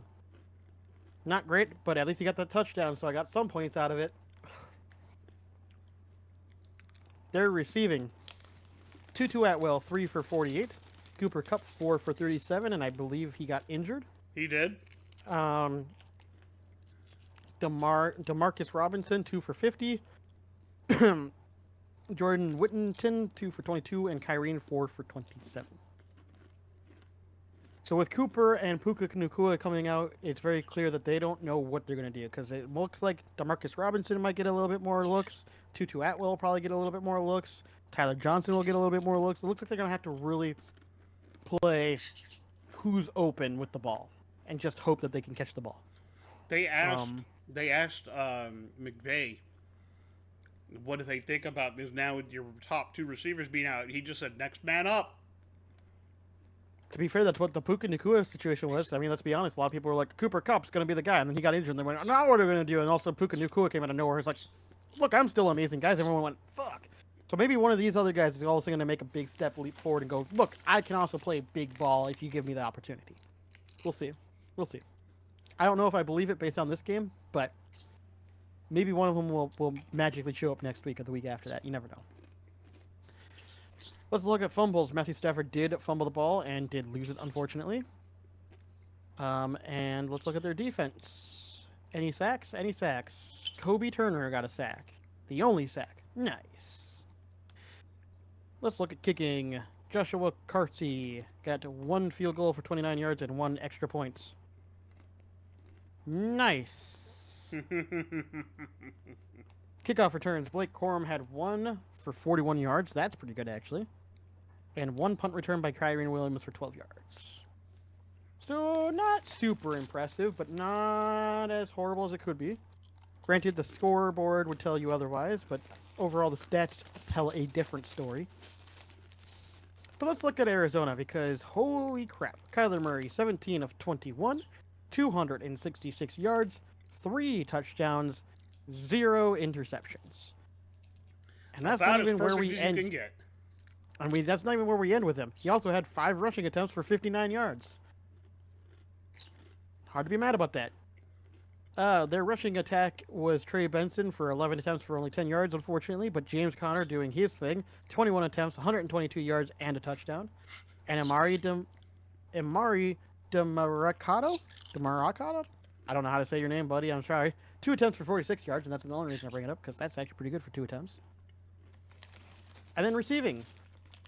We have Marvin Harrison Jr., 4 receptions off of 8 targets for 130 yards and 2 touchdowns. Just when we discussed maybe Marvin Harrison Jr. isn't as good as we thought he was, all of a sudden Arizona went, LOL JK, he still balls out. Like, where the fuck was he week 1 then? What the fuck were you guys doing week 1? I don't know. And at least one of those passes, Tyler was totally rolled out of the pocket and just like, yeah. Oh my god, I'm just going to throw it up. Yeah. Marvin's down there somewhere. Pretty much. Like, I don't get it. Anyways, Trey McBride had 6 receptions as well for 67 yards. Pretty good, actually.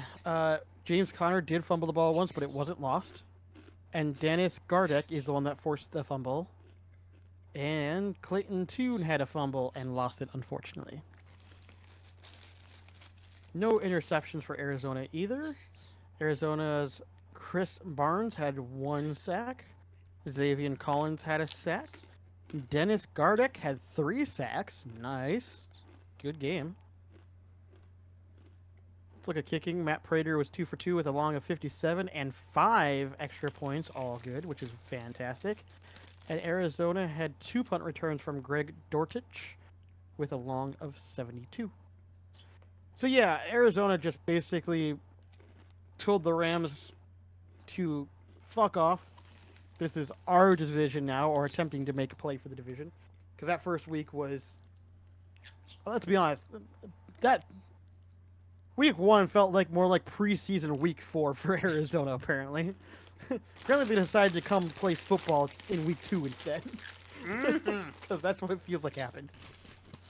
And that's all I gotta say about it. It was just a great game by the Cardinals. The Rams, unfortunately, are now injury-ridden. And I don't think they'll be any. They're going to be pretty good for the next couple of weeks. They're probably going to have to wait until they get Cooper Kupp or Puka Nacua or potentially both back before they really start making a play for playoffs again. So, and hopefully by then they don't have somebody else out. Yeah. So it looks like at least for the next 4 weeks, the Rams are going to be probably hurt. Alrighty. This next game, I got all the low-scoring ones this week. You did. I'm going to talk Pittsburgh, Denver. Okie dokie. This was a boring game too. This was kind of a boring game. I picked Pittsburgh. You picked Denver. I win. Pittsburgh 13-6. It was a shit matchup either way. Didn't matter who I chose. It was pretty bad. Justin Fields 13 of 20 for 117 yards and a touchdown. Sacked twice. Woo! Sacked twice for 7 yards. But didn't throw an interception. Najee Harris, 17 carries, 69 yards. Jalen Warren, 9 carries, 42 yards. Justin Fields, 8 carries, 27 yards. Cordero Patterson, 2 carries, 3 yards. Nice to see you still have a job, Cordero. I was about to say, when I saw him pop up on my screen for a second, I was like, wait a minute. He still plays football? And the best part is, he's still playing for Arthur Smith. I know, I was about to say, that was the other thing I thought was funny, is that he was originally an Arthur Smith guy. That's great. Magic 8-Ball! Yay! Receiving, Pat Freiermuth, 4 targets, 4 catches, 39 yards. Pickens, 4 targets, 2 catches, 29 yards. Jalen Warren, 2 targets, 2 catches, 19 yards. Van Jefferson, 3 targets, 2 catches, 14 yards.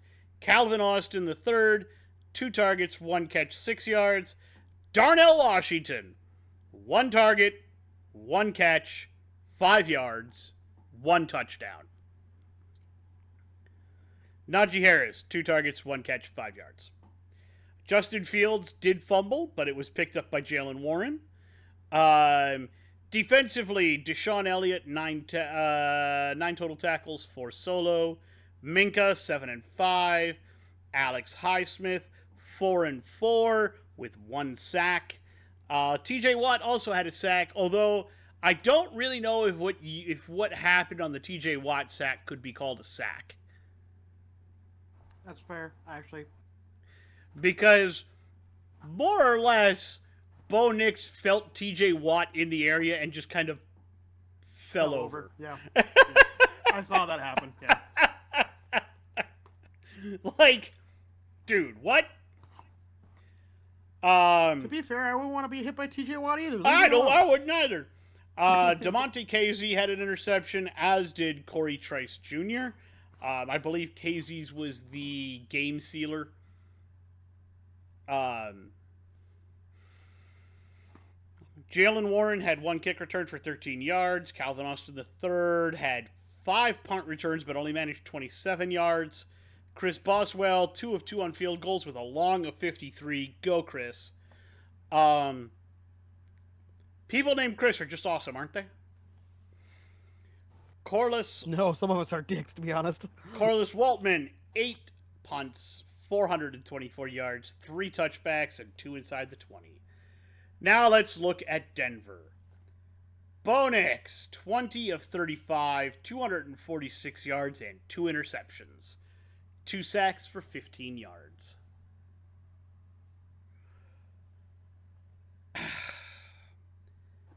So the beginning numbers look great, but you gotta stop making those mental mistakes and throwing those darn picks.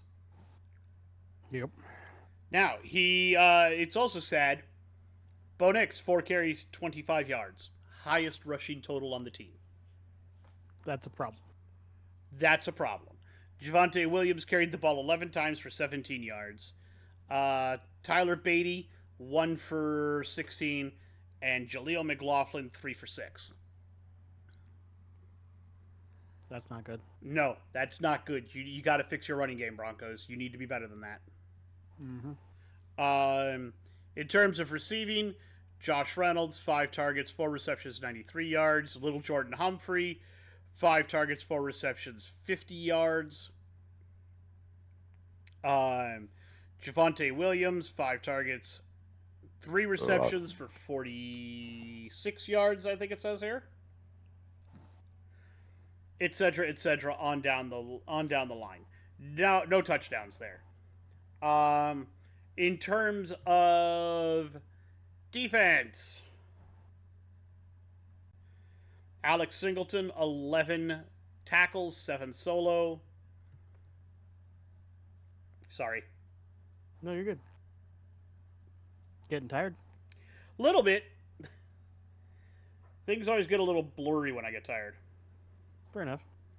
However, the sacks came from Zach Allen, sacked him once, and Jonah Ellis got a sack in on him. They did not intercept. Punt returns. Mims had 3 of them and made 20 yards out of it. Will Lutz was 3 for 3, or 2 for 2, pardon. If they were 3 for 3, that would have been 9. With a long of 35. Yeah, I don't know what the problem is in Denver at the moment. God, do I wish I knew. That would be nice. But something ain't clicking. And I know the rushing game is something they really need to get started on. You know what I mean? Oh, yeah. All right. Me. How about you do Bengals Chiefs? I was planning on it. I already got it pulled up. Let's look at Bengals Chiefs. So first things first. I believe we both picked the Chiefs. It was a very close game, though. We both picked the Chiefs. Very it close. ended up being very close, 26-25. I do want to get one thing out of the way. The refs. Okay. So first things first. The call that was made that ultimately allowed the Chiefs to continue their drive was a good call. It was a real penalty. It was a correct penalty. That's fine. What I have a problem with is that same call not being applied evenly throughout the game. Because there were at least 2 or 3 times, I can think of 2 at least, where the Chiefs did that exact same thing on the Bengals in the red zone. Listen, I'm just saying what I see, which is the refs call that against the Bengals late in the game, but early in the game didn't call it against the Chiefs twice. I'm mostly upset with the fact that if you're going to call it, then you have to call it evenly. If you're not going to call it, then you don't call it.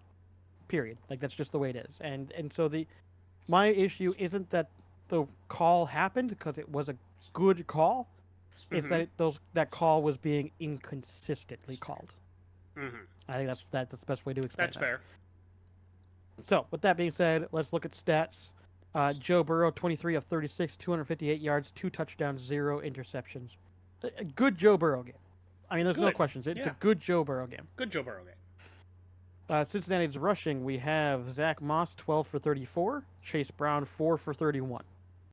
Um, that's another thing what we're going to bring up is just like you were talking about how Denver needs to work on their rushing attack. Zach Moss being their primary back at 12 rushing attempts for 34 yards is not good enough for a primary back. Nope. You need more. And so this is another problem with the Bengals that they're going to run into without Joe Mixon. It simply comes down to the fact that they need to figure out a running attack.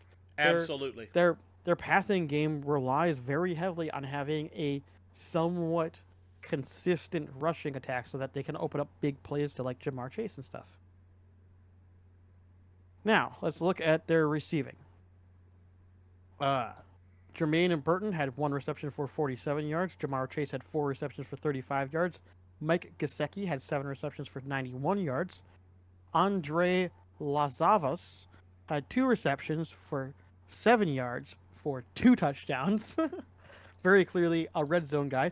Funnily enough, I have him on my bench, and I might consider actually putting him in as one of my flex picks because while he doesn't get a lot of yards, this is now I think his 3rd touchdown on the season. So they're obviously utilizing him in a very red zoney manner. Yep, he's a To be fair, he is a vulture. tall dude. Yeah, I was gonna say he's a tall dude, so Mhm. makes sense.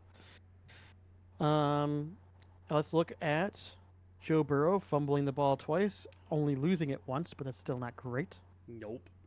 Jermaine Pratt forced 1 fumble, and Drew Sample also fumbled the ball once, but thankfully did not lose it.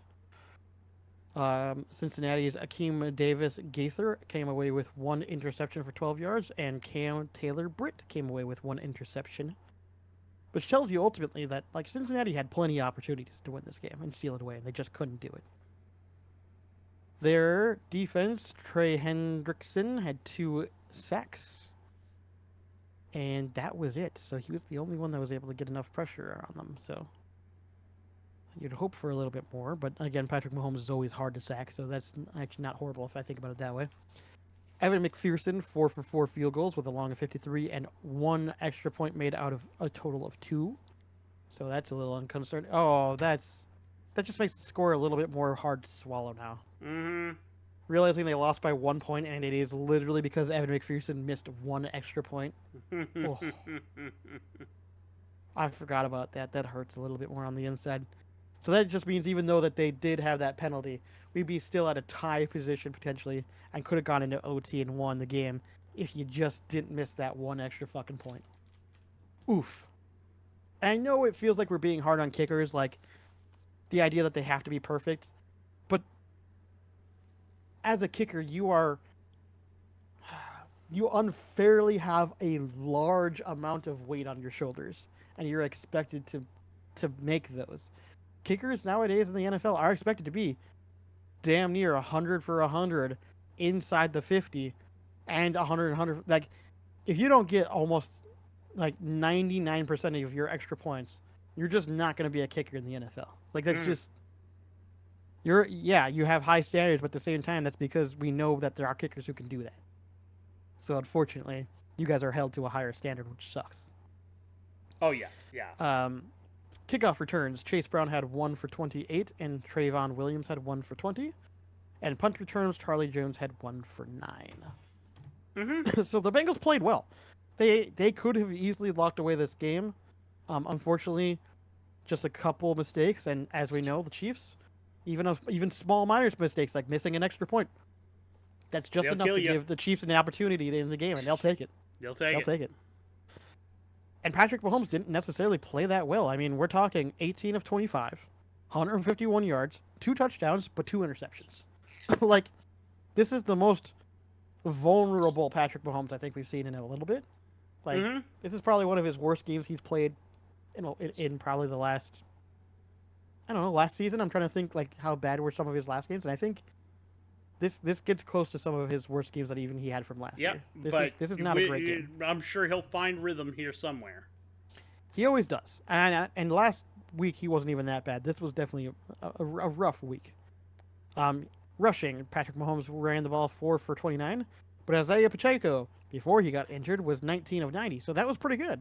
Unfortunately, now without him, their rushing game is going to be even more kind of hurt, right? We'll see what they do. Receiving wise, we have Isaiah Pacheco, 5 for 21. Rashee Rice, 5 for 75. That seems to be their new big target. And Xavier Worthy 2 for 17. I'm sure that they're going to try to get him more involved with just how much I'm sure speed they'd that guy like to, has. yeah. Yeah. If they can turn him into a cheetah where you can catch a ball with that speed, they'll be gold, to be honest with you. Um, Leo Chanel came away with a forced fumble. Kirsten Steele fumbled the ball and lost the ball, unfortunately. And Tershawn Wharton was one of the people that also forced a fumble on their team. No interceptions, and Michael Dana had half a sack. Chris Jones had half sacks. George Karloftis had half a sack. And Trayshawn Wharton had half a sack for a total of 3 sacks on the game against Joe Burrow. Alrighty. Their kicking, Harrison Bucker was 2 for 2 with a long of 51 with both extra points made. No kickoff return, and McCole Hardman returned 2 punts with a long of 11. So, even game overall. Honestly, I think the Bengals played better than the Chiefs. Unfortunately, they made 2 Critical very errors. minor, very minor errors, but they were But just big at enough for critical the point, Chiefs. it made the wrong Yeah, error at the wrong time. wrong time, exactly. And the Chiefs took advantage of it, and that's what they're good at doing. Like I said, the Chiefs just find ways to win, and when you give them an opportunity like that, they'll take it. They'll take it every time. All right. Sunday night football. Sunday night football. Sunday. Chicago at Houston. We both picked Houston. We were both correct. Final Closer score. than I wanted it to be, though. Little closer than I thought it was going to be. 13-19 or 19-13. Let's talk about it though. Caleb Williams, 23 of 37, 174 yards and 2 interceptions. Also was sacked 7 times for 40 yards. Woof. That's a beating. Mm-hmm. However, he also rushed 5 times for 44 yards. And that led the team in rushing. DeAndre Swift, 14 carries, 18 yards. That's not working out. Travis Homer, one rush for, looks like, 6 yards here. And Khalil Herbert, 2 for 3. Yay. Receptions. DJ Moore, 10 targets, 6 receptions, 53 yards. Roma Dunze, 5 targets, 2 catches, 33 yards. DeAndre Carter, 4 targets, 3 receptions, 32 yards. Cole Kmet, 5 and 4 for 27. Swift, 5 and 4 for 24, etc. Fumbles. Kevin Byard III did recover 1. In terms of how did they do defensively, they did sack C.J. Stroud 3 times. One of those was from Tremaine Edmonds, who had 11 total tackles, 8 solo, 1 for the sack. The others came from Jack Sanborn and Gervin Dexter Sr. They didn't have any interceptions. DeAndre Carter had 3 kick returns for a total of 50 yards with a long of 26. He also did 1 punt return for 1 yard. Kairos Santos went 2 of 2 on the field goals with a long of 54. And there you go. Flipping the script over to the Texans, C.J. Stroud.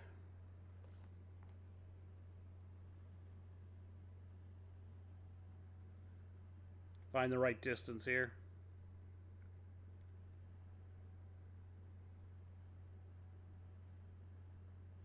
(23 of 36 for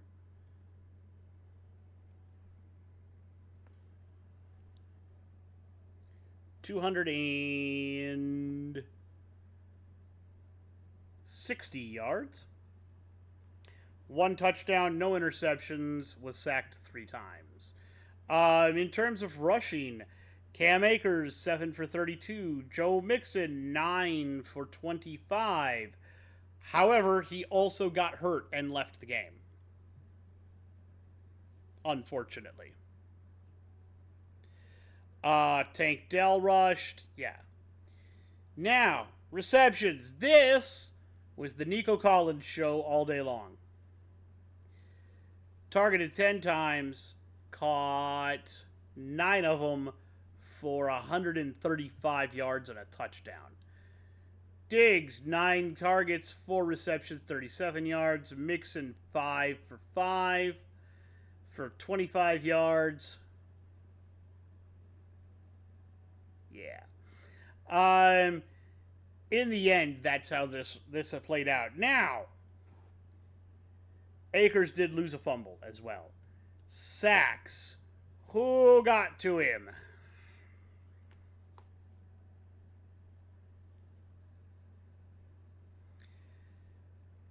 This is where the fun begins. So, their leading tackler also did get a sack in on him, and that's Henry To'o. He has, so apparently, and I remember talking about him when he came out of Alabama, and I said I think he'll be really good. So he shed some weight to put on some speed, and that seems to have really made him dangerous. Mm-hmm. Let's see here. Aziz Al-Shair got a sack. Daniel Hunter, a sack and a half. Will Anderson Jr., a sack and a half. Mario Edwards Jr., a sack. Derek Barnett with a sack. Yeah, it got ugly very quickly. So, they sacked him 7 times. The pickoffs were both, one of them was Derek Stingley Jr., the other was Kwame Lassiter. Robert Woods had a kick return. I believe he had 2 of them for... I can't read that now. I'm sorry, guys. Kami Fairbairn, 4 for 4 on field goals. So, Houston wins. CJ Stroud didn't look as dominant as he has, but their defense absolutely decimated the Bears' offense. Mm-hmm. All right, last game. You ready? Sure. Take us through the Falcons and the Eagles. I believe we both picked the Eagles. We both picked Correct? the Eagles. Unfortunately, we were both wrong. The Falcons won 22-21, which feels fucking weird to say. Especially for Monday night Kirk Cousins somehow leading a game-winning drive. Yeah, that was That weird. feels weird. That feels weird. That feels weird. It feels wrong. Anyways, let's look at stats, shall we? Falcons, Kirk Cousins actually playing good on Monday night. 20 for 29, 241 yards, 2 touchdowns. That's pretty good for a Kirk Cousins Monday night, if you ask me. That is pretty good for a Kirk Cousins Monday night. Tyler Algier, 9 attempts for 53 yards. Bijan Robinson, 14 for 97. Good running duo, actually. Yeah. Let's look at receiving. Drake London, 6 receptions for 54 yards and 1 touchdown. Ray MacLeod, 3 for 42. Darnell Mooney, 3. Kyle Pitts, 3 for 20. And Bijan Robinson, 4 for 25. So passing the ball around at least, which is kind of what Kirk Cousins is known for being able to do at least. So working okay. Kirk Cousins did fumble the ball, but it did not end up being lost or turned away. Jesse Bates had 1 interception on the night. And it looks like Matthew Judon is the only one that got a sack for the Falcons. Yep.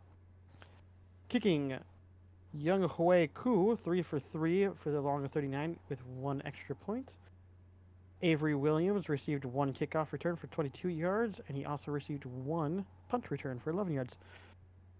A pretty good night, actually, for Falcons on the Monday night, which is a little weird to say for Kirk Cousins, but he actually came away looking pretty good, all things considered.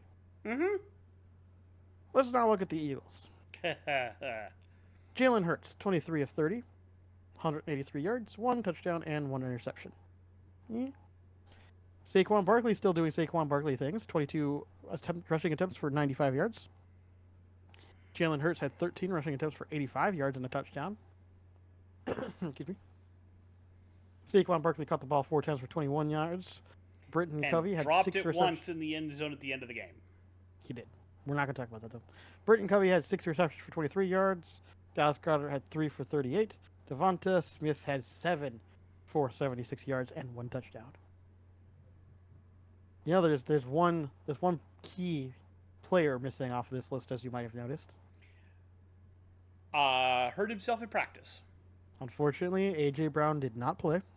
He hurt himself in practice. And based on this scoreline, I do believe that had he not been injured, the Eagles probably would have won this game. Yes.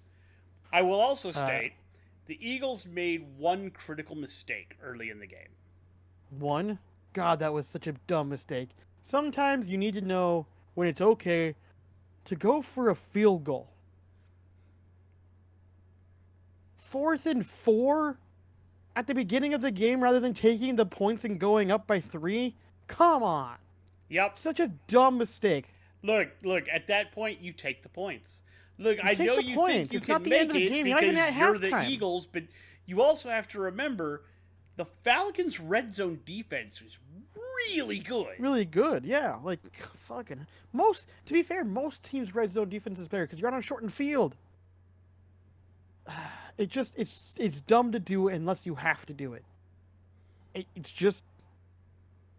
They didn't have to. It was literally, the first drive of the game or second? Second drive of the game, I believe. Yeah, it just... Take the lead, take the points. Maybe we're looking at a different game if you do. It's just dumb. Anyways, no fumbles by Philly. No interceptions for Philly. Only 1 sack. That might actually play a big factor in Kirk Cousins surviving, because one thing we were going to say is if you let Kirk Cousins cook, if you give him enough time to sit back there, he will find someone open. And it sounds like that's actually what happened, because only Milton Williams came away with a sack on Kirk Cousins. Philadelphia's kicking, Jake Elliott was 2 for 2 with a long of 29 and 1 extra point good. And they had 1 kickoff return by Will Shipley for 27 yards and 1 punt return by Britton Covey for 9 yards. So yeah, overall, both teams played pretty well. Philly could have won if they had A.J. Brown and didn't make that stupid, really dumb mistake at the beginning of the game, which just... I don't know what that decision was. That's just not even...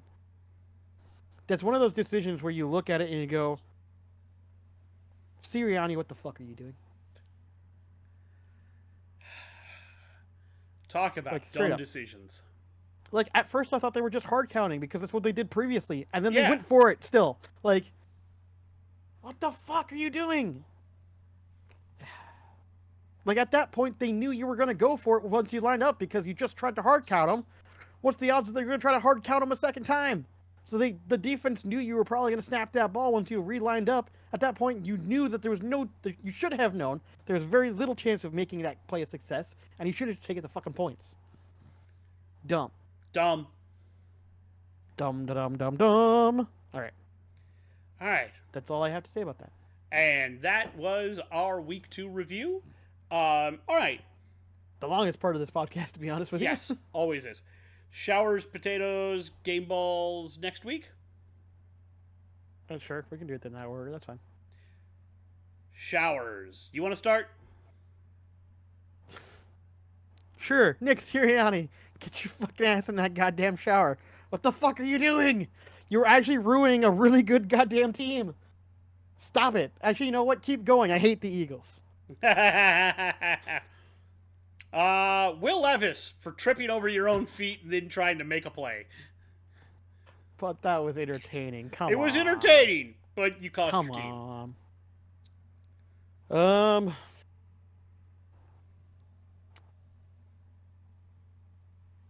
Who do I choose?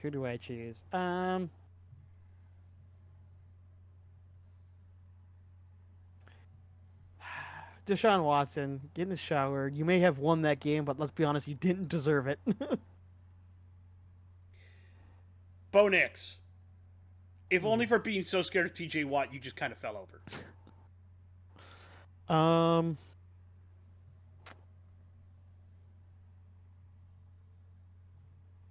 I mean, this feels a little unfair, but I guess Bryce Young, you're gonna hit the bench. You might as well hit the showers while you're at it too. And this one feels unearned and like I'm being mean, but this has nothing to do with what happened. It has everything to do with how you played before the injury. Tua, Nah, yeah. dude, you threw 3 interceptions. To You be got you fair, he was trying to get Tyreek. you've got some time off now. You might take a shower with that time. He's gonna have at least 4 weeks. Yep. All right. Potatoes, potatoes, potatoes. You go first. I gotta think of a couple. I'll go first. Maybe it's not Bryce Young. Maybe it's the Panthers. Too early to tell. We'll have to see how next week goes. To be honest with you, I can't properly eat that until we see how next week goes. All right, fair enough. I don't necessarily think you're incorrect. I just really need to see how that offense runs with a different QB in the system and just to kind of see if it's even marginally better. Because if it's marginally better, then we can start looking at it and go, no, it's definitely Bryce Young. If it's not even marginally better, then we can go, okay, no, that's just that organization is just cooked.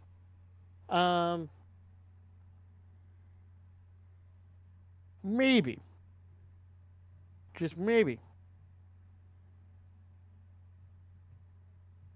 the Saints are going to another Super Bowl.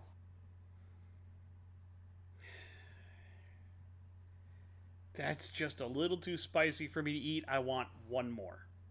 Fair I enough. want one more. Show me one more.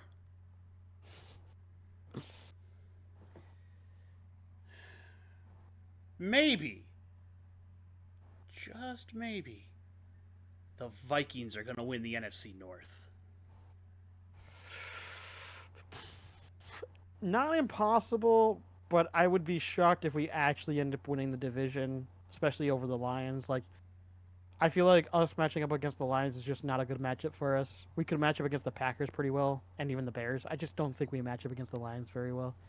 So I think it would come down to that, and I just don't see us winning the North. I definitely see us being like a 5 or 6 seed as far as potential playoffs is concerned.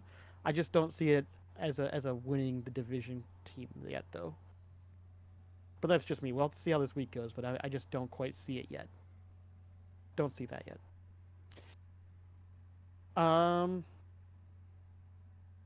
Maybe, just maybe, you should be a little worried if you're a Bears fan. I think it's a little early for that. He's still a rookie.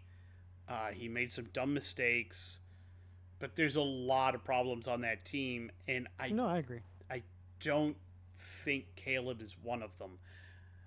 I think Eberflus is one of them. Again, I wasn't necessarily said which one it was. Like I was hinting at that could be Caleb, but I was also kind of leading towards like Eberflus seems like he's might be part of the problem too. Yeah, yeah. I kind of see that one coming. Yeah. Not quite yet, but I'm looking at it. Fair enough.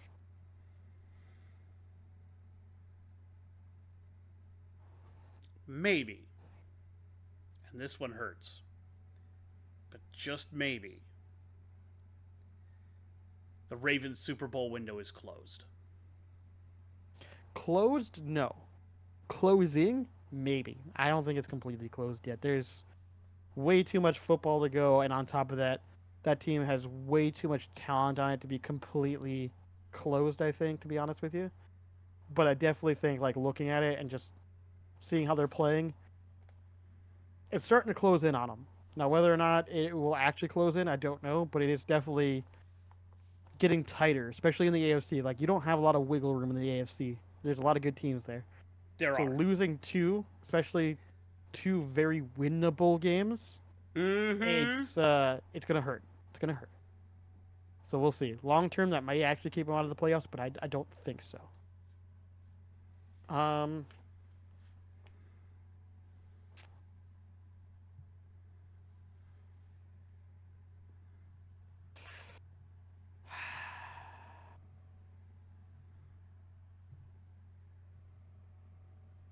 Maybe. Just maybe. Aaron Rodgers isn't Aaron Rodgers anymore. I'll eat that one. Like, and I'm not even talking from just like the injury. Like, obviously the injury I think played a factor, but like, it just seems like now I could be wrong. He could be just knocking off some rust, being that he hasn't played in literally a year. But like, there's got to be a point where you look at it and go, he just feels a step later than normal. He just feels like he's finally hit that age point where he's just his step focus is starting to drift a bit. Yeah, he just feels a step slower than he used to be. Yep. And that half step slower is just enough to make him look vulnerable. I agree. I still think that makes him better than like half the quarterbacks. Oh, he's better than league. half the league still, yeah. But he's as no far as what elite. we were looking at, like we were looking at Jets being obvious, playoff contenders. Now it's more like they probably will still make playoffs, but it's going to be pretty it's going to be a pretty tight fit. It's going to be a tight race at the end, for sure. Yep. Game balls? Yeah. You can start. I mean, I'm biased, obviously. JJ gets a game ball, of course. Alvin Kamara, game ball. Oh, that was my next one. If you somehow didn't take it, I knew you would though, because that was a damn good. That's game. an easy one. Yeah, that's an easy one. Who else played? I mean, obviously, there's a lot of people who played really well, but who else do I want to give credit that played really well? Aiden Hutchinson. You had a damn good game. Enjoy your game ball. Kyler Murray. Yeah, fair enough. Here's your game ball. Fair enough. You played incredibly well. You know what? Quentin Johnson. Get a game ball. You played far better than people expected you to. You know what? Kirk Cousins. You showed up on Monday night and didn't get hammered. Here's a game ball. I don't know if I necessarily think he deserves it, but at the same time, I can understand where you're coming from, that he outperformed his Monday nights by a lot. So I get it. Honorable mention, Brock Bowers. That would have probably been my next one, because he played really damn well, He too. did play really damn well. All right, ready for next week? Yeah, sure. I'm going to be shooting off the riff. So am I, blam. because I literally only put this list together while we were doing the podcast. Oh, I see. I didn't even bother looking at who's playing who. I literally didn't even look at it other than to type it out. So we're going to start on Thursday. Patriots at Jets. It's going to be closer than I'd like, but I think I'm going to pick Jets still. I think I'm going to go with you on that one. Vikings at Texans.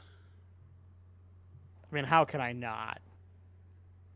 How can I not? I love the Texans, don't get me wrong, but like, come on. I got to pick the Vikings here. I got to do it. I'll take the Texans. I have to hope for that 3-0, baby. I understand.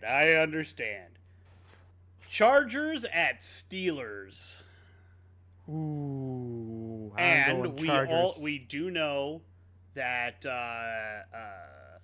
Wilson is still not starting. Yep, but I'm still going Chargers because, funnily enough, if you look at the way those two teams play, very similar. One of them is doing their job a lot better than the other. I agree with you, which is why I'm also taking the Chargers. Eagles at Saints. Oh boy. I don't actually like either team, but I prefer the Saints over the Eagles, so I'm going to go Saints because also with how well the Saints they're have playing, been like, playing. come on. Yeah. It's going to be hard not to bank on that, especially on that last Eagles performance. They just lost to the fucking Falcons. Come on. Broncos at Buccaneers. You know, if you would have asked me this week one, I would have gone Broncos, but with how they've been playing, it's obviously Buccaneers. I agree. Packers at Titans.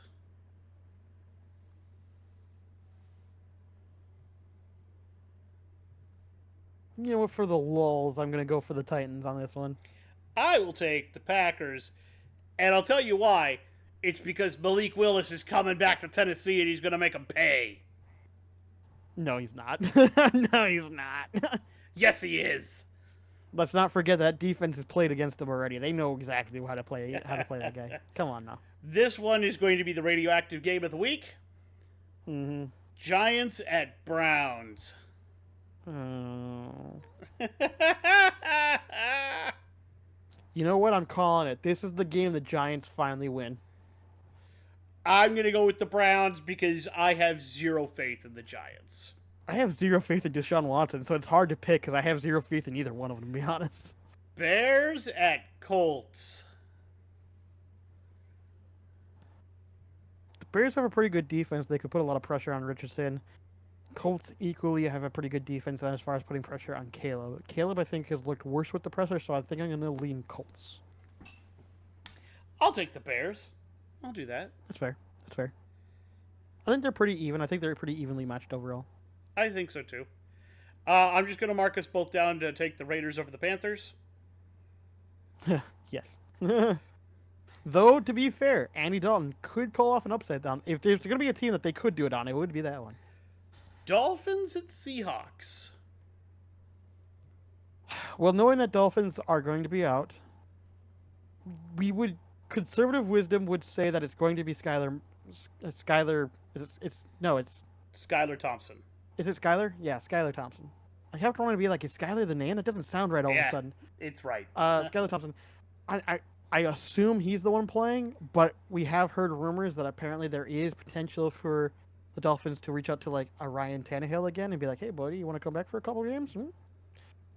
So that potential's still on the board, so we'll see. But I'm expecting at this point in time in the week, it is Tuesday at this point when we're recording, I suspect it's going to be Skylar, and because of that, I am going to lean Seahawks. I agree with you.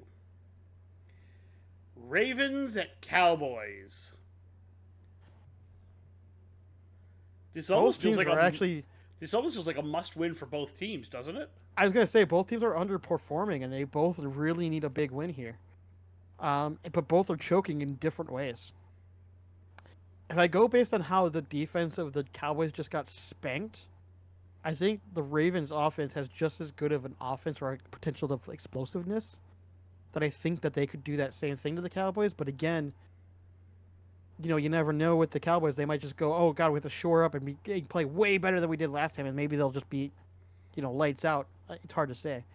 Because we've seen that from the Cowboys before where they lose big where they lose big and then they come out the next game and then knock out the other person, That's like a comeback. So it could be Cowboys, but I'm going to lean Ravens one last time. If they burn me again, then I might be out on the Ravens. So we'll see. I'm going to go Ravens as well, primarily because the Cowboys don't have a rush game. Zeke did okay that first week, but ever since that's the second week was not good. Here's going to be what I think is going to be the fun game of the week. Lions at Cardinals.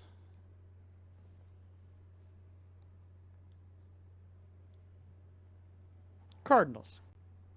I'll go Lions. I've been huffing the Cardinals hopium, so I might as well keep going. Well, I think we're both going to take the Niners, and the Niners at the Rams. Normally I would have said the Rams, but yeah, with all the injuries that they're dealing with, it's definitely the Niners should. Even with their own injuries, I think that they're just a better football team right now. Chiefs at Falcons. It's Chiefs. Don't get me wrong. I know the Falcons did come up with a big win, but to have but Andy Reid is a way better coach than Nick Sirianni, and he's not going to avoid. Yeah, exactly. He's not gonna make the mistakes there. Well, he's not gonna make the mistakes. Exactly. Yeah. He's not gonna make the mistakes. Jags and Bills.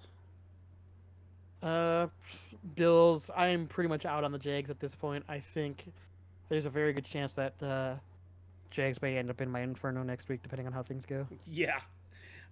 Commanders at Bengals. Bengals. They obviously show that they have still a life. The fact they almost beat the Chiefs, they probably should have. I agree with you. And the Commanders, while a good team, still have a lot of growing pains to go through. Yep, I agree with you. Alrighty. We'll have to see how this works out.